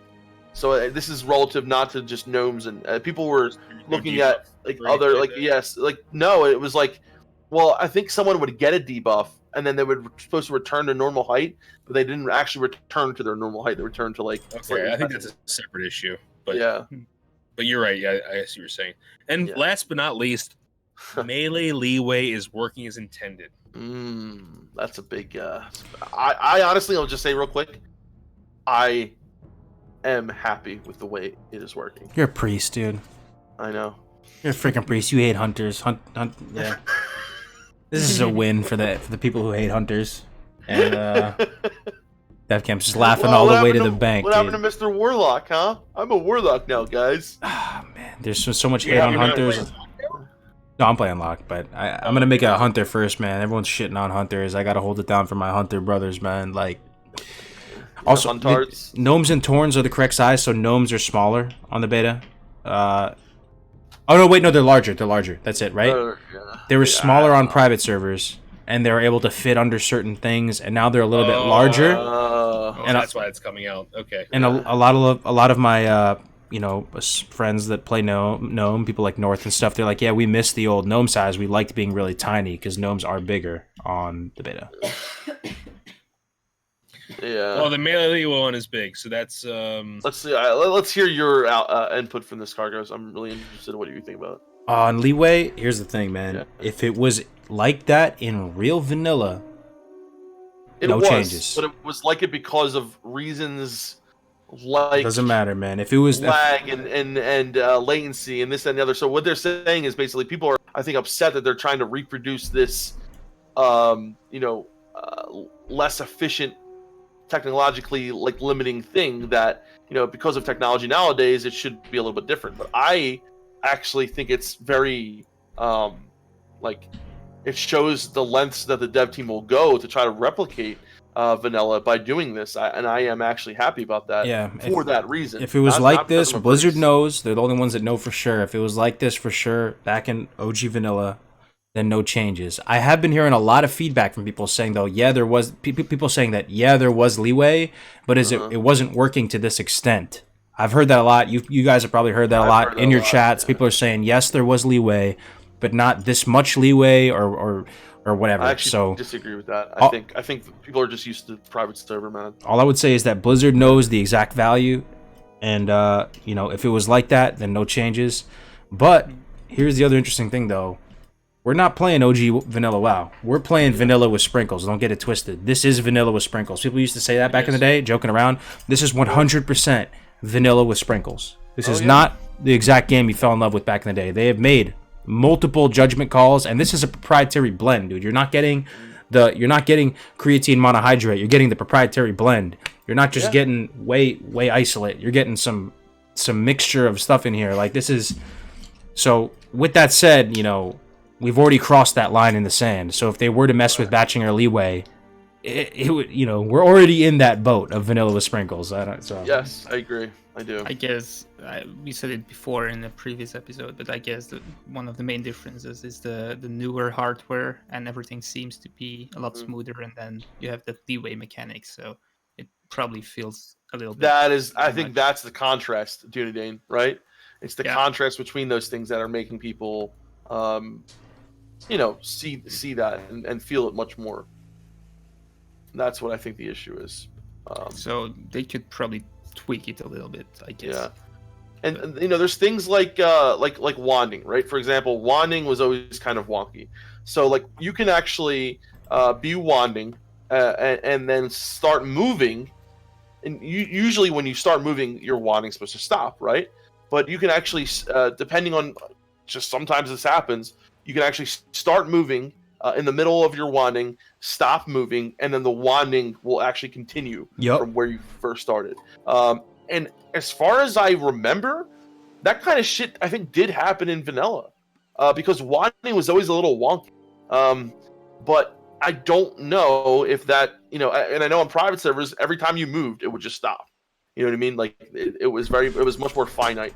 And I'm wondering if it's working as intended or if it's buggy. I don't know. What is your workaround for that, DevCamp? Do you have stop wanding macros built into all of your skills and stuff? Because it's actually very detrimental sometimes, man. Yeah. I know. Because if you're going to try to start a cast, and your guy's still wanding, that's a global right there that you could potentially not be able, or totally. Well, it depends, right? Because the wanding is off it, but it is a little, it's wonky, and like I said, it could end up being detrimental, but it's weird because like sometimes it happens and sometimes it doesn't. Sometimes I feel as a warlock that if I spam it fast enough, it'll be able to get it off, right? Like if I just spam fear as fast as I can, I'll be able to get it off in that little window before it keeps wanding, but it's inconsistent. Better to just hit it once and just see what fucking happens. It's inconsistent. I find myself clipping into my wanding, my wanding, auto wand, because I really want to make sure I have that global ready to go. I'm like preemptively moving, so it's maybe people are gonna figure it out. It's not tied into the global, but it kind of is. It's like weird. It's like wonky. And honestly, I think I want to do a video or just a recording where I show all the different things that happens while wanding, because me, I wand a fucking lot. Okay, like wanding is I love wanding. That's your jam. I know, man. I know. It's my jam, and there is a lot of little intricacies to it, and little things that happen, and little weird things, and I don't know if it's. I mean, because I will admit, wanding has always been a little fucking wherever you go, whether it's on private servers, whether it was classic. But I don't know why it's so like. What is the issue with it? Like, you know what I mean? Like, why is wanding so detrimental? Why are there so many issues? But I wonder if it has to do with batching or if it has to do with I don't know. It's just very strange sometimes the way it works. Yeah. What's next? Anything else? Well, We got the anything about spell leeway that you guys want to talk about, or They added in, or I'm sorry, AOE leeway, or yeah. So, yeah, they added in leeway for AoE spells. I'm very much feeling that already. It feels much better. Yeah. It feels much better, dude. Like it's actually a big deal. We've been doing some Do you want to AoE. explain that to the chat so they understand what it is? Like, Oh yeah, so with melee leeway, as we've said before, if two parties are moving, right? Could be an NPC and a player, or two players. The melee range is increased by up to 2.66 yards. That works even if you're jumping as well.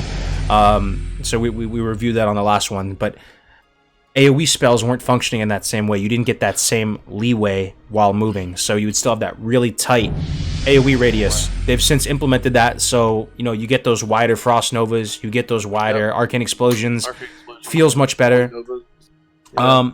So that is in, and that's good news for like mages and stuff.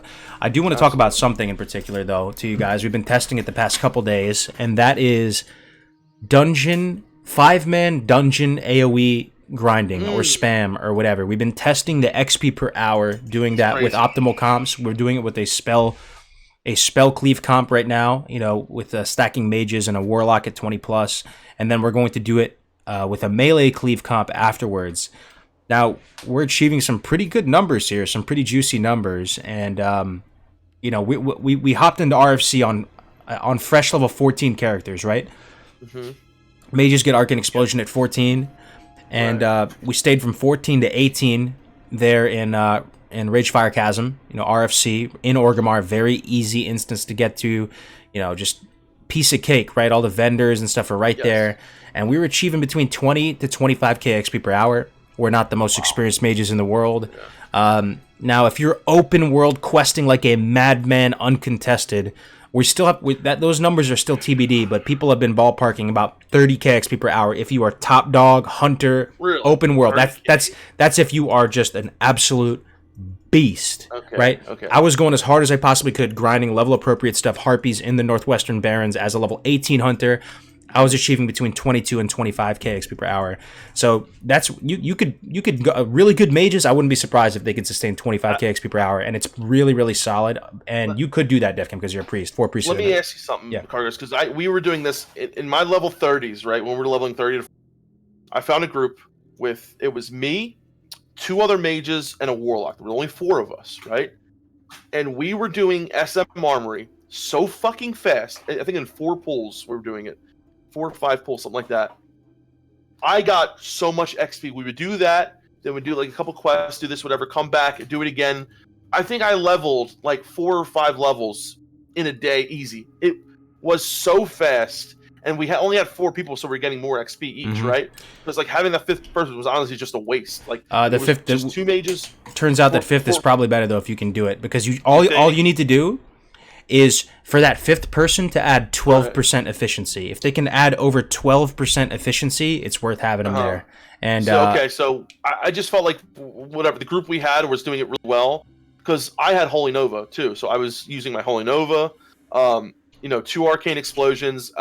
As long as the mages timed, they always have to time their frost novas, right? That's like the main thing, right? Is timing the frost novas. I mean, honestly, probably having a 3rd mage there, probably, like you said, probably would have been better. But we were getting so much XP so quick, and then I went leveling after that, and it was so much slower. SM I is just unique, feel like, especially with how much easier the dungeons have been, in my experience, I can't see how solo leveling can be faster than that for.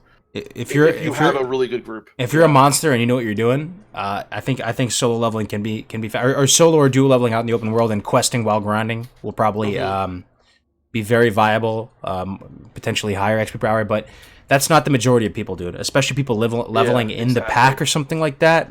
Just in all the craziness of a fresh server, dungeon grinding is a decent way to go. A lot of people love dungeons too. XP. Yeah, a lot of people love dungeons and just hanging out with their friends and doing dungeons, and it also allows you to power level certain professions. Like the amount of cloth you get from doing these dungeons is absurd. Like you get a ridiculous amount of cloth and a ridiculous amount of greens that you can disenchant and turn into band-aids and bolts of cloth and all that. So it's a good way to go. We're going to continue the testing. We went from let me know. RFC to Dead Mines. Wailing Caverns was not very good upon first glance because it's very AoE unfriendly. There's all these mobs that will sleep you and stuff like that. But just keep that in mind, guys, in your back pocket. I would say go out there and enjoy the world and try and level and quest and do all that. But if you run into some troubles or you're starting to burn out, dungeon grinding is actually pretty solid. A good group, yeah. And I feel like SM is such a good place to grind because so you have so many humanoid mobs that are just very especially SM Armory. It's just very, very AoE friendly. Where you can get them, funnel them into one area, and just blow them up. RFD as well was kind of easy to do that as well. What would be the group composition? Would it be only AoE casters? We're gonna try a melee cleave after. So you could go. The two polar ends of the extreme would be 4 mages and a priest, or 3 mages, a warlock, and a priest. I think starting from 20 onwards, having a warlock is so nice. Hellstones provide you some security. Soulstones provide you wipe prevention. Pulling with the Voidwalker is really good. You can just send the Voidwalker in to pull a bunch of mobs. We were actually pulling with Eye of... I think they fixed it though, man. Did they? I think that they changed it. What was happening? So let me just explain to the guys. You could pull with the Eye, and you could use the Eye. Yeah, Eye of Kilrock, and we would use it to pull 10 because the Eye wouldn't die, and if the Eye did die, they would just come right to the warlock. So he would go pull as many as he can with the Eye. They would all come back, and then we'd kill them. And it was honestly so easy and so good to do that way. I would just bubble the Eye while he went out there, have him come back, and the Eye would get close enough to where it would just come to the warlock, and we would just nuke them all. So I felt like that was the best way to do it. But if they fix that, then how could they fix that though? Because that should be working. They either nerfed the health value on the Eye of Kilrock because it had 1,000 health, or they nerfed the ability for it to transfer threat. Something got changed with that. I got to test it. You get it at 22, so I'm about to get it on our run. Yeah, let me know. But either way, warlocks are great because they can summon everyone back, including themselves. The other end of the extreme, though, would be a melee cleave group where you stack warriors, maybe rogues. You get a shaman with Wind Fury Totem, and you just kill stuff, man. And leveling. You still take a healer, or you'd take a shaman most likely because they have Wind Fury Totem on the Horde side. On Alliance, maybe or a priest with Holy Nova. And for the mage group, would you take a paladin on Alliance side? I think so, man. Well, I even think just going holy with consecration it feels so good. Have you tanked dungeons as holy, Dunedain? It is just a joy, dude. I've seen you on your paladin, dude.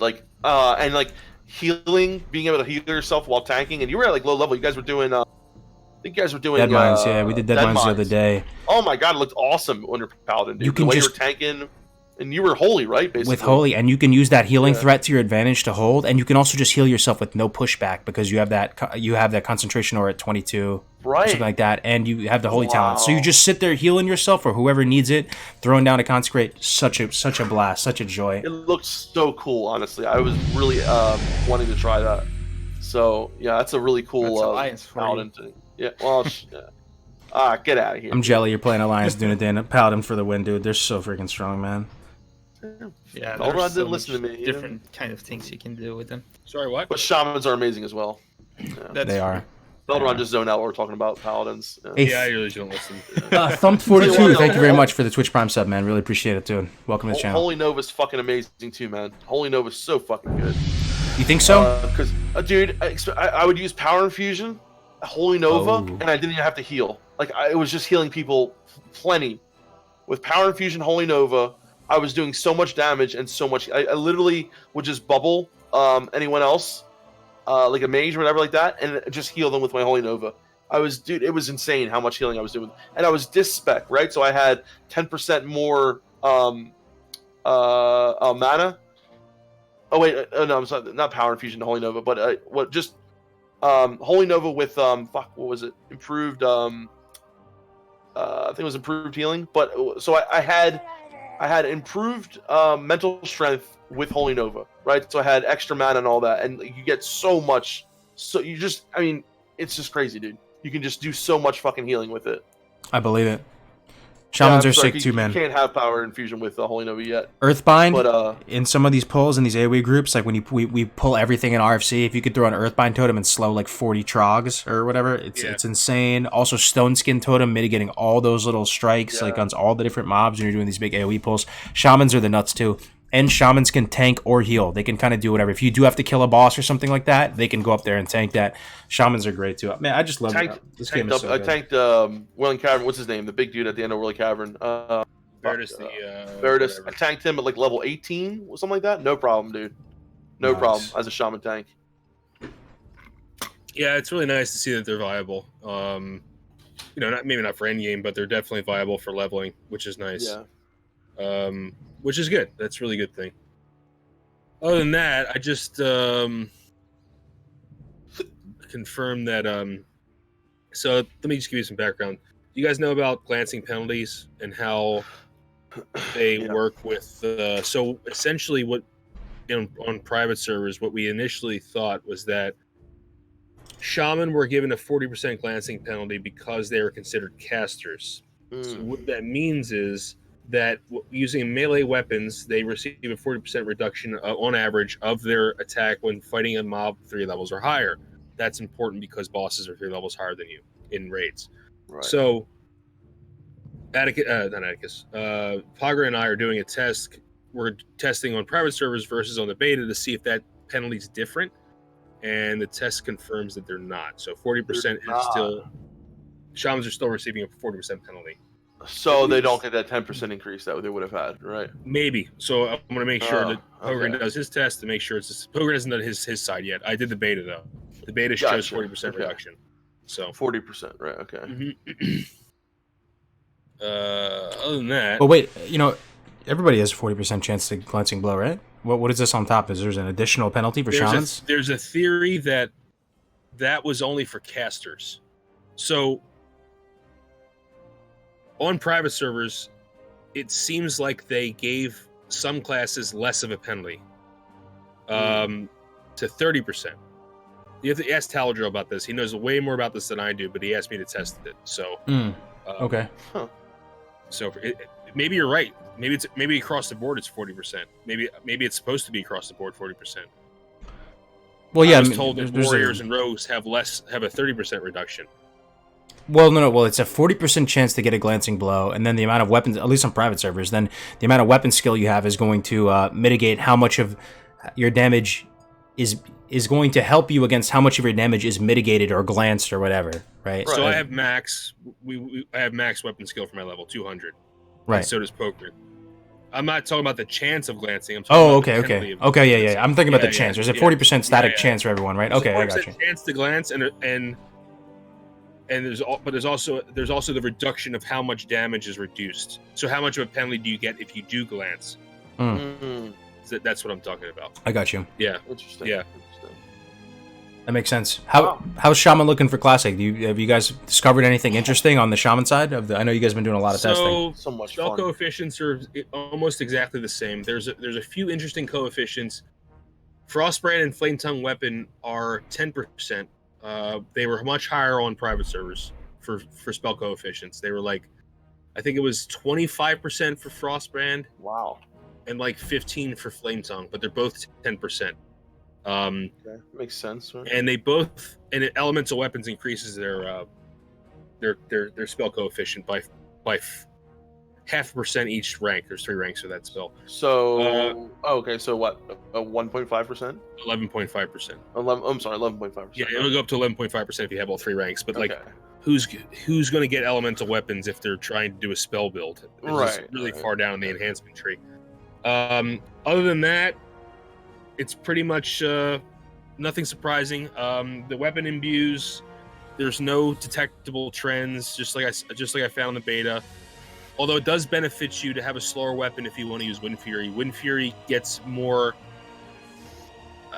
powerful is the wrong word. It has a higher range of damage the slower the weapon is, but it doesn't beat Rockbiter so far that I've seen in my tests. Rockbiter still has the highest DPS. But again, Rockbiter you can't use in raids, number one, because it's a threat increase. Right. And PvP, you want to roll the dice and see if you can get those Wind Fury. Exactly, because you're not hitting all the Yeah, so it doesn't mean Wind Fury is not good. It's just for solo leveling, Rockbiter may be a better option. Right.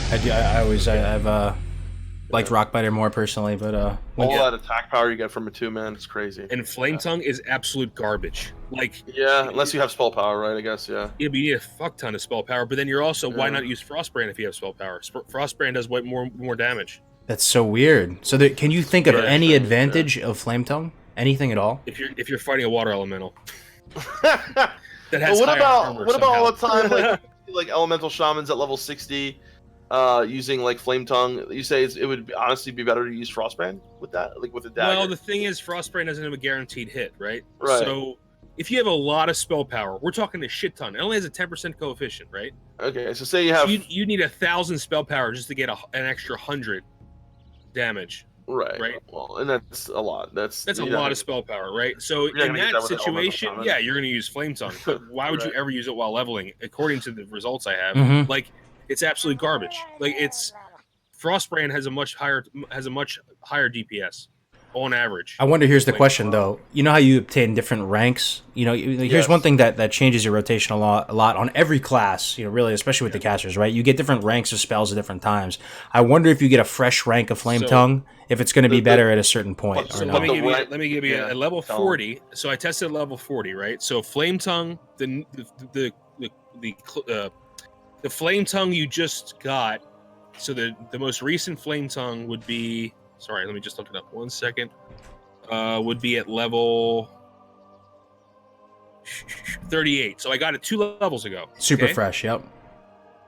I got Wind Fury at level 40. I got Rockbiter at level 34, and Rockbiter is annihilating all of them.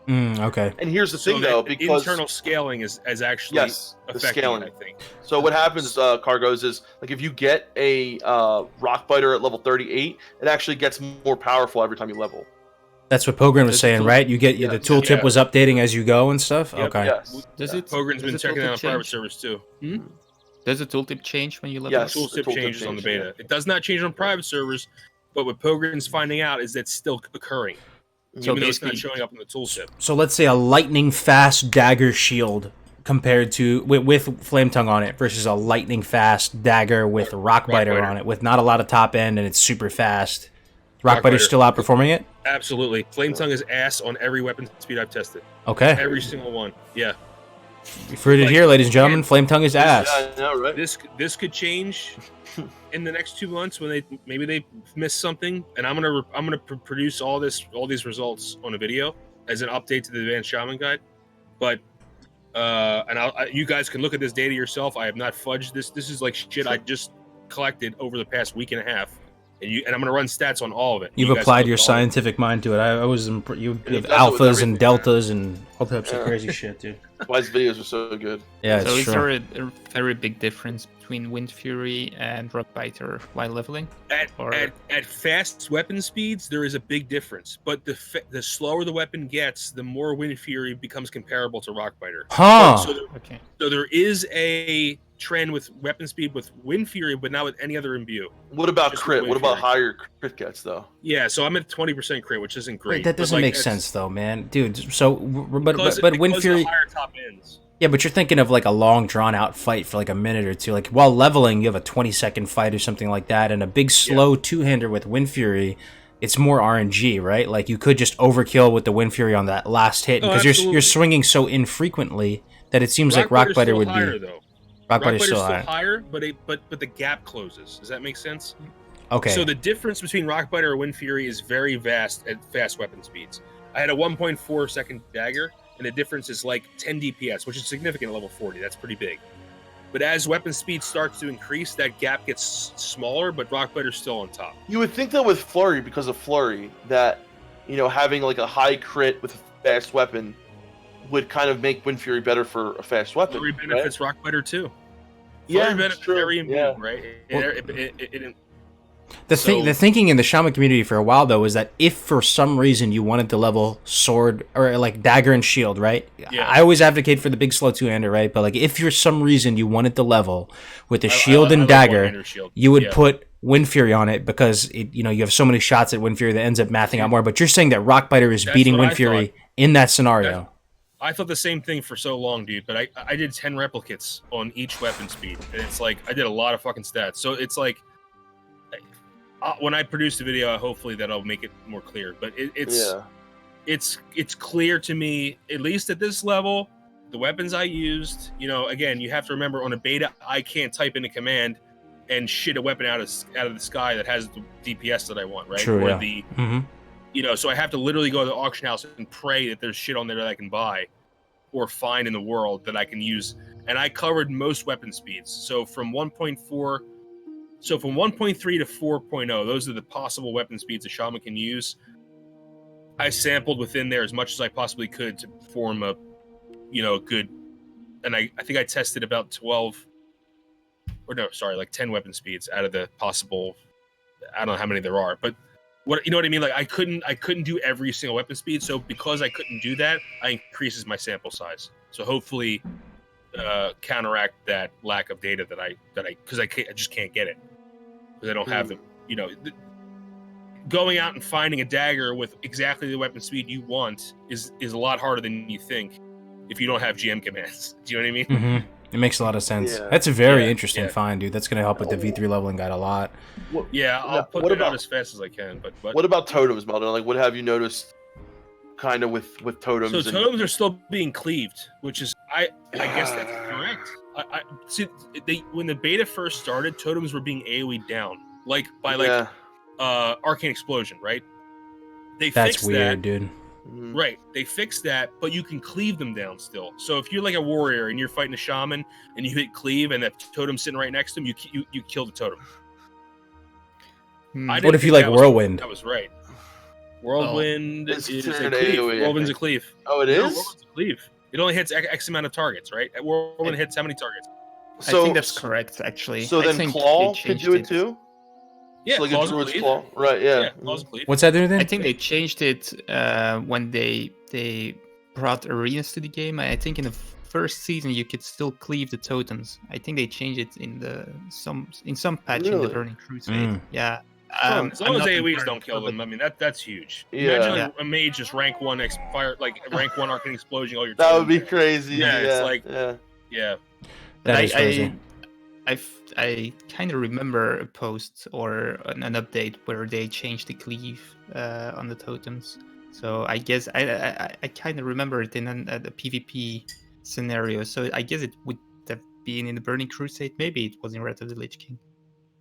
But it has been there in vanilla, so I guess it's correct. Is there anything you're curious about on Paladin, Dunedain, about the beta? Or like, have you learned anything interesting from watching the beta with regard to Paladins? Oh, also, Heavily Armed Clown, thank you very much for your Twitch Prime sub, man. Well, I didn't watch that many streams of Paladin. If I watched a stream, I was watching Death Camp, or basically Death Camp. So I didn't see much Paladin there. Well, actually, the Paladin class and the Shaman class are similar in a lot of ways. So some things I would like to check out is which shields are the best to level and what's the DPS on the seals. I think I have a pretty solid idea on it from private servers and from the Burning Crusade, which I played Paladin 2. Now, I'm not like that min-maxing, so I will probably just go with Seal of Command, whatever the result is. Mm-hmm. No, I'll tell you what, for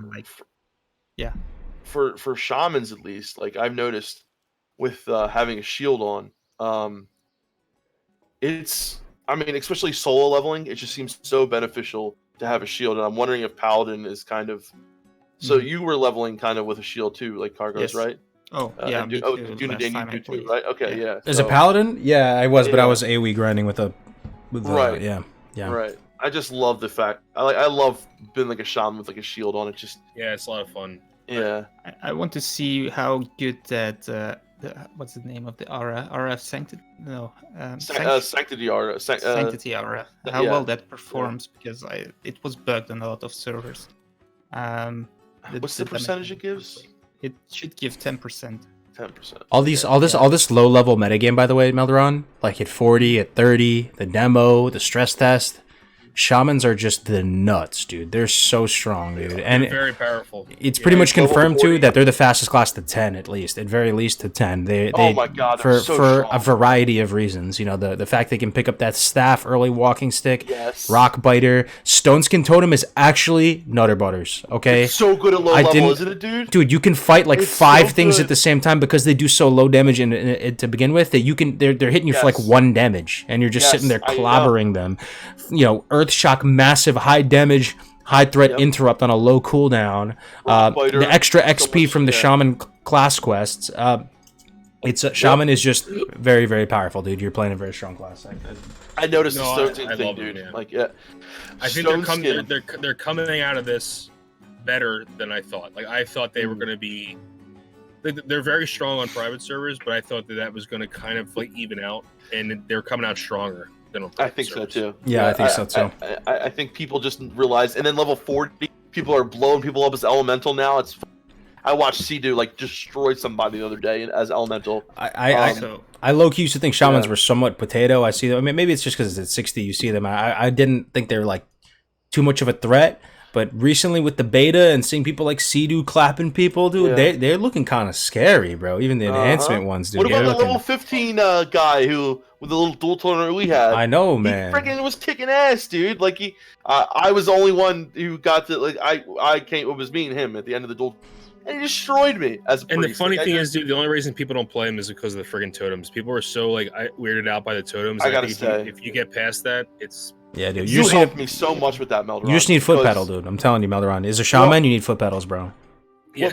The way Melderon helped me with this is like he's like, dude, just look at them as spells. You know, think of them as individual spells for each thing, and like that. I'm like okay. One thing is you have to do as a shaman, you have to keybinds down. Like once you get your keybinds down, the ones that make sense, like you know, having. I have everything. So like if it's like an earth totem, I have it set up to one thing. Like you know, water another one, and you know if you do it in a way that makes sense, in a way that you can have it set up nice and easily, and having one of these fucking mouses helps a lot with totems, and you know, but it's really not that scary. But what makes a good shaman from like a really good shaman is being able to know when to use your shamans and when to use your totems and how to use your totem. That right there, the nuance. There's a lot of nuance involved with shamans. It's just like druids, right? When to come out of form, when to go into which form. That nuance is what separates the fucking. I mean, listen, you can get lucky with some big, crits and some big, wind furies. That's a good but that is just and then to separate that from a really amazing shaman is your totems. That's what separates the big boys. Yeah. In my opinion. They're so strong. I think that's exactly right. But yeah, so I heard, so CD apparently was showing the power of Elemental yesterday in the beta. Yeah. Or whatever. And yeah, Elemental is Elemental has the propensity to, I think, kill targets faster than any other class in the game. Not Destro Lock, bro. Really? Oh. Speed? Like actual time between engagement and death. Soulfire into Immolate, Conflag, Shadowburn is like the most damage I think you can do as a big gigantic burst in the game. Sorry, nothing beats my discipline priest. I went discipline. Soulfire and Shadow into So sorry. Immo. Explain this from step by step. They all hit in the same way. So Shaman, you can pretty much, this is your wombo combo, right? You pop your elemental whatever cooldown thing that makes it crit, and then you do Lightning Bolt into Chain Lightning into max rank Frost Shock. Is that it? Because it does more damage than Earth Shock. Oh no, I'm talking about Warlocks. No, I'm comparing Oh, the yeah, Shaman comparing, burst. You're comparing. The maximum amount of just like burst that you can just clap At someone level down 60 with. Earth Shocks, you're more powerful. All right, so yeah, so it's into Earth Shock, right? So that's 3 spells, right? Connecting Lightning Bolt's pretty decent damage. Chain Lightning is your hardest hitting one, right? And you also have Earth Shock, so that's 3 spells connecting, right? Warlocks, you do Soulfire, which is pound for pound much stronger than Lightning Bolt or Chain Lightning, right? Soulfire into Immo, which has initial damage, plus Conflag, which does massive damage, into Shadowburn, which also does pretty medium to high damage all together at once. So it's 4 spells. So it's Are they all Soulfire. 4 casts? But they all connect at the same time. So Soulfire, you cast it. It's a projectile, right? It's being launched out like a giant flaming fireball inferno thing. Then you cast Immolate, which isn't like an instant cast, right? But it does connect instantly, but you have to cast it over 2 seconds. So you cast the 2-second cast Immo as the projectile is flying. The Immo and Soulfire will connect at the same time. Then there's going to be maybe a little bit of a tiny gap before you can smash Conflag, then another global, then Shadowburn. So it's not as literally instant, but it is still one giant wombo combo that I think pound for pound hits even more. The shamans aren't technically instant because you can only get the lightning bolt and chain to hit at the same time if you're at max range. Right.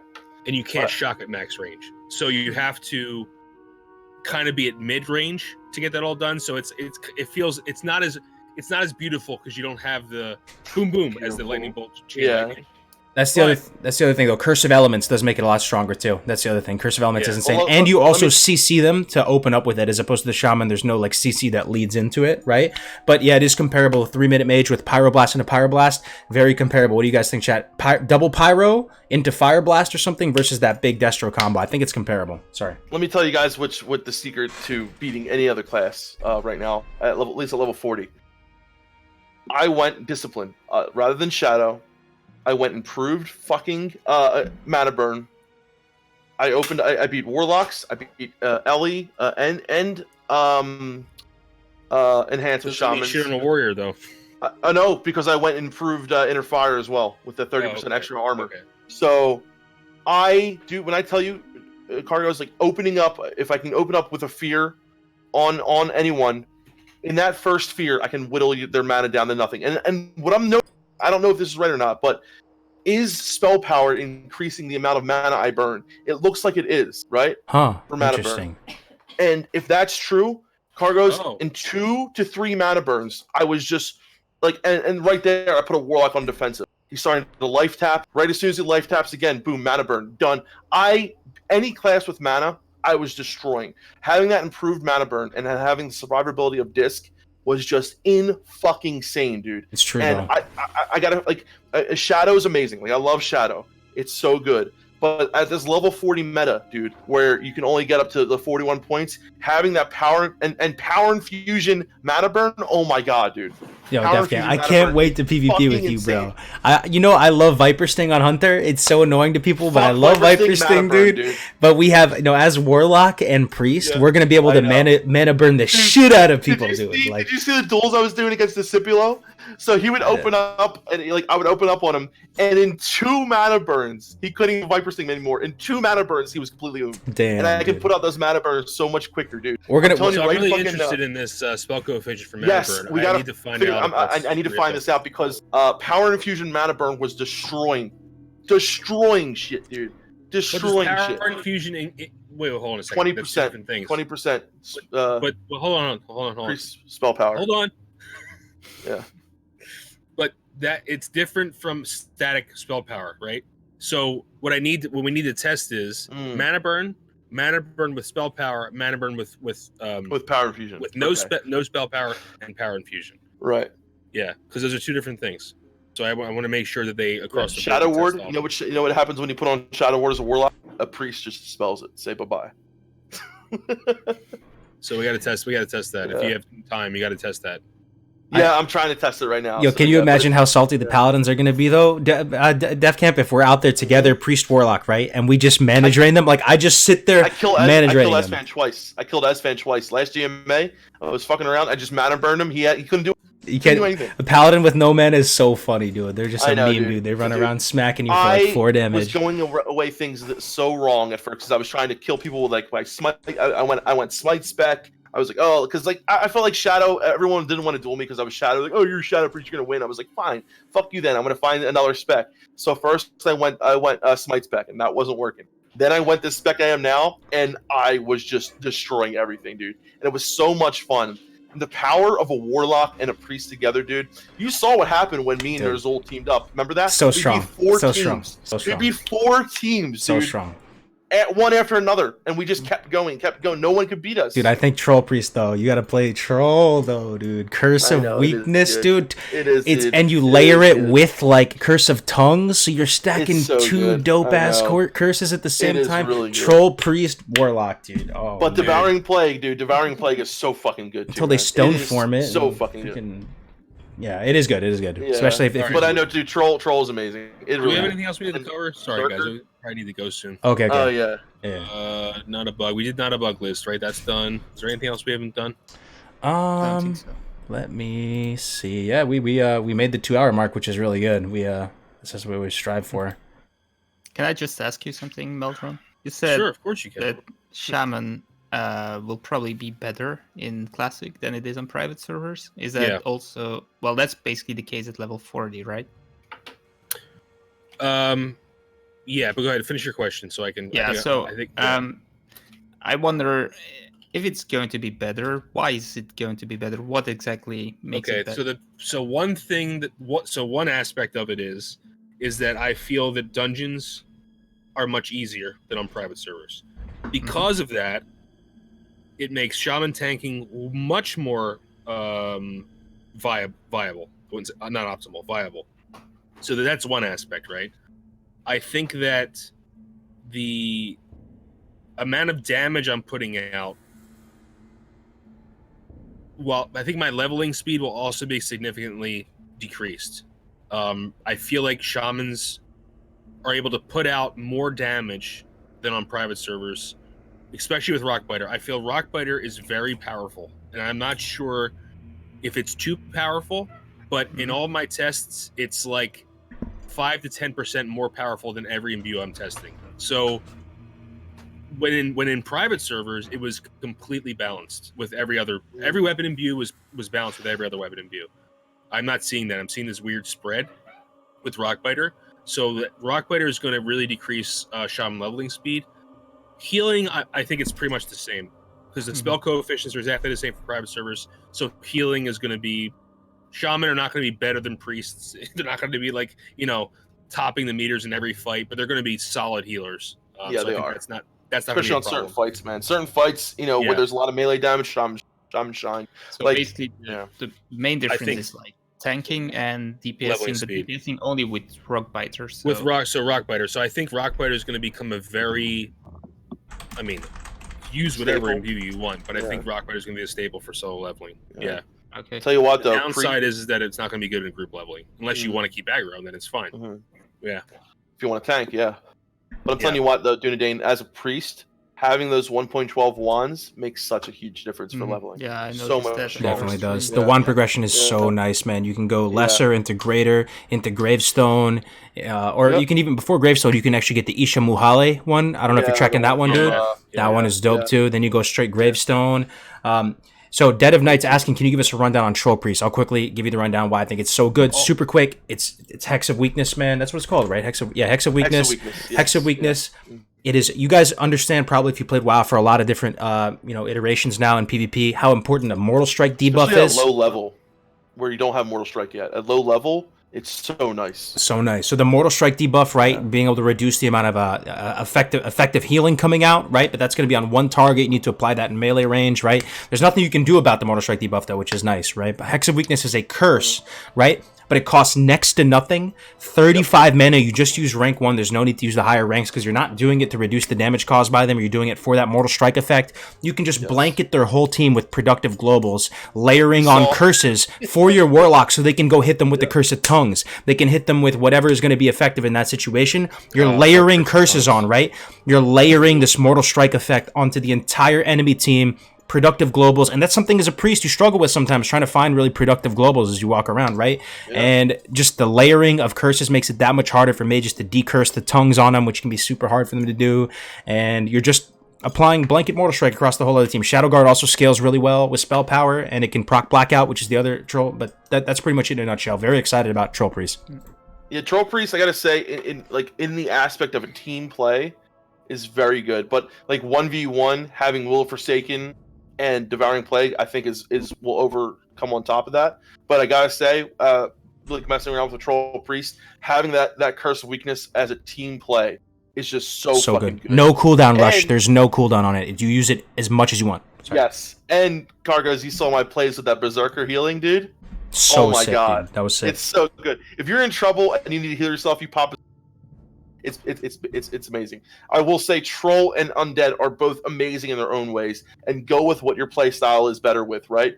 Because I will say, being an Undead Priest, having Devouring Plague, having Will of Forsaken is amazing. And if you're fighting 1v1, if you're out in the world doing world PvP, I will say Undead will run supreme. But in a team play, when you can put out more, like if you want to get the most out of going into a pre-made, I think Troll Priest will come out on top. So, yeah, for flavor and looks, Undead though, I have to say, Undead Priest looks so cool, so cool. Also, one more thing, real quick about Shaman Dunedain is that Grounding Totem is so much more relevant now because on private servers, it would only soak 1 damaging spell. On the beta, it soaks up to 5.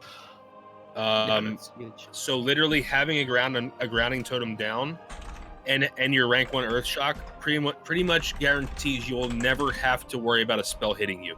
In dungeons, if you have 2 Shaman, and since before you have any other really awesome air totems, you throw down each Shaman throw down its grounding totem, you don't have to worry about silencing any of the mobs you're fighting. The 2 grounding totems just soak everything, dude. It's really, really nice. That's another big part that I forgot about. On the healing part, nothing really changes, right? Coefficients are the same, so there's no, and the ranges are exactly the same. So no, there shouldn't be any. Yeah. Is that the same for all 4 classes? So I've only been able to test coefficients on Shaman and a few on Priests because of death. Okay, but nothing on Druid, I guess. No. I'm quite interested in the Druid healing. I always felt like it was a little bit low on private servers, but yeah. It's possible, although the only one I think would be off, if there is a heal that would be off, it would be regrowth. It would be something that has a hybrid. It would be a hybrid. Yeah, regrowth probably. Yeah. Yeah, because regrowth. Yeah. Mm-hmm. So regrowth has a initial heal plus the heal over time, and the way it's calculated now is that the initial, and not to get into the crazy math part of it, is that there are 2 different coefficients: one for the initial, one for the overtime. That math could be off on private servers, but the other ones will not be off. Like the what's your healing touch is the 3.5 second cast, right? Yep. That receives 100% of your spell power. That always has. That's been confirmed many times because it's a 3.5 second cast. Okay. But Rejuve receives what's the duration of Rejuve? Fuck. 21 seconds, I think, right? 21. No, is it that high? It's not that. No, it's long. It's shorter. It's shorter than. Rejuve. You're talking about Rejuve, not regrowth, right? Yeah. 21, I think. Yes. Okay, I thought you were talking about regrowth for a second. I'm sorry. Yeah. So Rejuve also receives 100% of your spell power because you can't go. Well, we don't think you can go over the reference, but that could be wrong too. So that has to be tested as well. So people in chat say 12, but 12 is the. It's 12 regrowth. Rejuve? No, I think 3. I think the thing about regrowth. Yeah, I think so. Love Yeah. regrowth. Okay. Let me see Rejuve. Rejuve is it is 12. Yep. Wow. 12 seconds. Rejuve is 12, so Rejuve it is only 12. should receive Regrowth. 80% of your spell coefficient. Regrowth is 21. All right. Yeah, regrowth's really Yeah. low. Yeah, That's yeah. the one that's really hard to calculate. Yeah. So that one might be off. Regrowth. Okay. Yeah. Yeah, that That's one the might one be that's off. juicy with the clear casting proc there. Yeah. Oh, it's so nice, dude. And it's so nice. Like I love as druids when they go in the tank. They so fucking Dude, awesome. I can't wait to PvP with Def Camp though. I think we're gonna tear it up though, fam. Like We're gonna tear it up, bro. Before I go, Like, let me answer Ultra Board's 2 questions. One was, oh shit, where was your first question? Orc versus Tauren on Shaman. There was one right I before love that that- too, I love and I that missed combo. it about Shaman. Here we go. Can you give his thoughts about Lightning Shield uses while leveling? Lightning Shield Amazing. has a higher DPM than Flame Shock. Always use it over Flame Shock. That's the best thing I can tell you. If you're going to use both, then Especially use talented. both. But if you don't, yeah, especially if you're talented. If you don't have, since it's a high DPME spell, I highly encourage putting points in that over Ghost Wolf or some shit that it's not going to give you. Oh, it's good. Well, you I can know you put love points Ghost on Wolf both, cargos. too. Yeah. Also, on the subject of races, can you talk about Orc versus Tauren for Shaman? It all depends on your end game and what you want to do. And depends on your style and what you want to do. I love Hold, Tauren. let me finish the answer Okay, to the yeah, I'm sorry. question. Yeah. So, Orc is actually the worst in almost every aspect. Is the worst race to roll as a shaman, except for you can argue that it's really good for enhancement PvP because of Blood Fury. But Blood Fury comes at a cost. And if you're in a PvP skirmish and you're low on health, that's going to really hurt you big time. Tauren is the best tank for shaman. Tauren is the best class for elemental because of the combos you can pull off with. Does the shaman trinket remove stun? Yes. Does the shaman trinket? The shaman PvP trinket. Yes, it does. Okay. Yes. Yeah. So Tauren is going to be excellent for PvP coming in the elemental. But if you're going to heal endgame, usually the choice is troll because of berserking. Now, but what about all the people that say, PvP orc all the way because of stun resist? Yep. But even for elemental, I'm just giving stun resist is just good. I mean, stun resist is good, but you can't pull off those crazy combos as an elemental shaman with that war stomp. And you can't call unless you have engineering. Unless you have engineering, right? Then you can potentially do something like that. But orc, honestly, unless you want a PvP hardcore and you're worried about that stun resistance, orc is actually really the weakest race. When you're looking at PvE, yeah. PvE, yeah. Yeah, I love Tauren for War Stomp has saved my ass so many times, and the fucking the Wombo combo, dude, with the fucking War Stomp Chain Lightning, it's amazing. Can you Ghost Wolf? Can you Ghost Wolf if it's talented within a War Stomp? Yes. So what I do, Cargos, is before I know I'm about to go into Ghost Wolf and use my Stomp, I'll drop an Earthbind, then I'll Stomp Ghost Wolf and run. Oh, you're definitely going to improve Ghost Wolf if you're PvP. Yeah. I mean, as an enhancement shaman, you're not going to get it as an elemental shaman. So there's a couple things you can do within that stun duration, 1.5 seconds, right? Yep. You can Ghost Wolf. 2 second stun. Oh yeah, you can Ghost Wolf. You can Chain Lightning. Okay, Lesser Healing Wave. Is there anything else? No, that's probably Chain Lightning, Lesser Healing Wave. You can drop a nade. True. Yeah. Yeah. True. You can Ghost Wolf out, like you said. I think you said that already, right? Yeah. Chain Lightning. Just make sure you drop Earthbind beforehand. You can drop totems. If you have improved fire totems, you can almost get a Fire Nova out in that duration. Well, they're not gonna be able to get away from it by the time they try to run away. Yeah. Yep. Mm-hmm. That's cool. So Tauren is for elemental, I think Tauren's the best choice. 25% stun resistance is great. Sure, I understand. Troll's good for Elias too, though, man. You get your base stun resist too, so it's 30 or something. But I just hate RNG, and I hate relying on something like that. Well, but what I'm saying is Troll's good for Ellie too with Berserk. Troll's great for Ellie, and I think it's the best healer. I think it's the best healing race in the game. I mean, hardiness is amazing. It really is. But for my play style, I like to be able to call on War Stomp. It's a cool thing though that Shaman has that freedom to play what race they want, guys. This is something that's very cool, really guys. I've talked about this recently. Human casters get the most prejudice out of anything in the game. If you're going to play a human caster, you are very strongly encouraged to go gnome because of the increased intellect, because of it being, because of the escape artist being one of the most powerful tools in the game, not even PvP. So good. Playing a human mage, playing a human priest, playing a human warlock, you get massive prejudice there. It's nice that Shaman have this kind of, there's multiple viable things, and you can choose based on your playstyle, Troll, Orc, or Tauren. That's really cool to me. I think Horde does have a little, when it comes to Troll and Undead, both really good. When it comes to a mage, Troll and Undead, both really good. I think Horde definitely has a lot more wiggle room when it comes to the race selection, because they have so many amazing racials, and a lot of people will say, oh, Shadow Guard this, Shadow Guard that. I told so many people, do not sleep on Touch of Weakness. So rank 1 Touch of Weakness costs, I think, 25 mana, and it's 1 global. It's really quick to cast, and you can keep using that to fish for blackout procs. So whereas a Shadow Guard is good because you put it up once, you get 3 procs. Touch of Weakness is an amazing thing as well that you can use to try to fish for blackout procs. But when you look at all the races on the Horde side, I really do think they are very close together than much more so than on the Alliance. Shamans have a lot of choice depending on what you want to do. But for Paladins, I think it's pretty hard choice to It is. decide It is a hard between choice. human and dwarf. Dude, I gotta say, think dwarf. It's just known probably that's a little bit better. Well, I mean, certain- I guess it's not as important, right? Because cleanses anyway for paladin. So, Yeah. but because having stone form is just It is. so amazing Yo, as a rogue, dude. The, Oh my can I say God. the treasure hunting racial when I leveled a dwarf recently? That shit is actually solid, dude. Maybe It is, maybe dude. maybe because I'm playing on a beta server that's dead, but Yeah. dude, that was picking up some massive treasures. I loved though. it. I loved No, it too. so that's really flavorful ability too. But I see you guys talking about in chat about combos.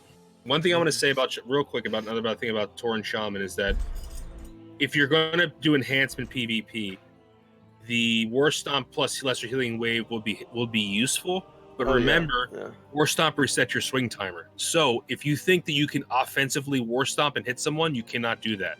As soon as you Oh. War Stomp, your swing timer goes back to 0 again. So do it right after And you you're gonna swing. and you're gonna sit there with your in your hand, like waiting Yeah, for your right. swing timer to come back on. So don't think that it's really gonna benefit you very much as a enhancement Tauren Shaman, but it will Yeah. benefit you as an elemental That's a Tauren good Shaman. point. I see. That is interesting. Yeah. Oh man, I love this fucking game, dude. Me too. I love this. We're fucking almost game. there too, August boys. 27th, baby. We're fucking 54, 53 days away. We're less than 2 months like away. that. A month and change, Yeah. dude. Easy Oh clap. my god, guys, it's coming. Are It's you guys coming. ready? Are you guys fucking ready? Like I'm seriously. ready. I'm ready to do some I'm raiding, dude. more ready Yeah. now than I will be. Stack I up that can't wait to PTO, raid guys, them, yeah. dude. Get ready, dude. It's coming. We're starting a guild together too. I'm gonna quickly shout out, and Dunedin's starting a guild too. Yeah. Yeah. If you guys like us, Papa Melderon's leading raid 3. We got 3 basically full raids so far. We're starting this guild called Yes. Invictus with a bunch of other people. We're gonna be on our own little slice of Azeroth. Dunedin's starting his guild. If y'all want to play with us, man, we're It's gonna be fucking amazing. We have so many Uh, people already on our I'm guild. going to link the Discord in both Twitch and YouTube chat. Yes, please do that, because do we have to? Because I want to make a guy over there as well. I have to go ahead and get my ready so I can do that. Yeah. Yeah. So yeah, so death metal. That's another good question. It's entirely up to your playstyle. How is Tauren better than Troll for elemental? Mm. Remember that the berserking works based on your hit point percentage. But it gives So- a base of what, 15 if you're no matter what. It's or up to 20? 30%. I know that. Right, I forget yeah. what it is. And the base is The 15, breakpoints are yeah. really hard. I don't even know what the breakpoints even are. Even Yeah. now, that's another thing I have to test is where the breakpoints are. Mhm. But I believe you get more out of War Stomp than you do berserking in most PvP skirmishes. Not all of them, but in most. Right. And it really only benefits you if you're in those faster cast times. Really only benefits you if you're really in the heat of battle, close to your enemy. They really don't benefit you as you're like standing at max range because, okay, fine, you have a little bit faster speed coming out, but you want that fast speed when you're like close to someone. And Yeah. if you can't stomp people and stop them from moving or hitting you, I don't know if it's really beneficial. I as think War Stomp. Berserker is actually more beneficial on a defensive when you're trying than it Interesting. is offensively. You cut off when you're trying to what? I'm sorry. I think Berserker is much more beneficial defensively when you're trying to heal yourself than it is Yes. offensively. Yes, I agree. Yeah. I agree. Yeah. Especially as a priest testing out too. Yeah, it was very more beneficial to do it defensively to heal myself. So some people are asking, but my guild is obviously on an EU server, and it's an alliance guild, and it's on a PvP. Well, it will be on a PvP server. So just to make things clear. Mm-hmm. Nice. We'll be rolling alts on his server too. I'm definitely gonna make an EU account and have an alt in his guild, so we'll still be able to play together in Dunedin's guild if you're in EU. So that's just something as well. Yes. Yeah. Also, maybe can I do shout out? Yeah. Hell yeah, brother. To Papa Moon. Papa Moon is right now he's the main tank. He's going to be the main tank for the guild, and we are going to start a stream together. We will probably start this Sunday, and we would like to discuss all kinds of specs and classes. Every week we would like to do a different kind of spec, and we would probably start with either Boomkin or as Paladin, so we will focus a little bit on the beam specs as well. And that's also something we will have in our guild in the raids. We will allow a few of those kind of meme specs in the raids. So it's something we would like to talk a little bit about every week on a stream. He will stream on his Twitch and I will stream on YouTube. So it will be the first time I ever stream on YouTube on my Hell channel. yeah, man. We gotta support this guy. Dunedain is the GOAT, man. And he put also, I want to shout out Atticus real quick. He does stream on a twitch.tv/Atticus. I will link it real quick. Shout out as well.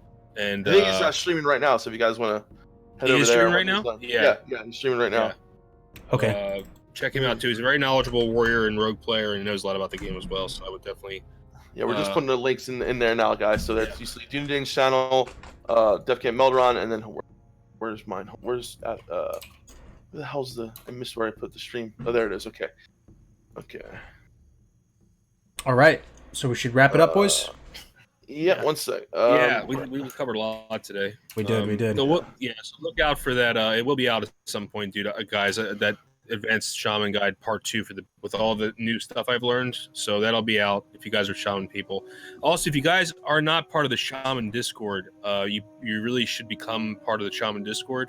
I'll put this will expire in today, so I'm just going to put a very limited time offer invite. Limited time offer link. This is a guild. This is a Discord that Egregious and I started for all the classic WoW Shaman out there. They're interested in playing the class. So definitely, I'll just put that in chat as well. If you're not I can't put that in Twitch chat though. I don't know how to do that, but it's in the YouTube chat.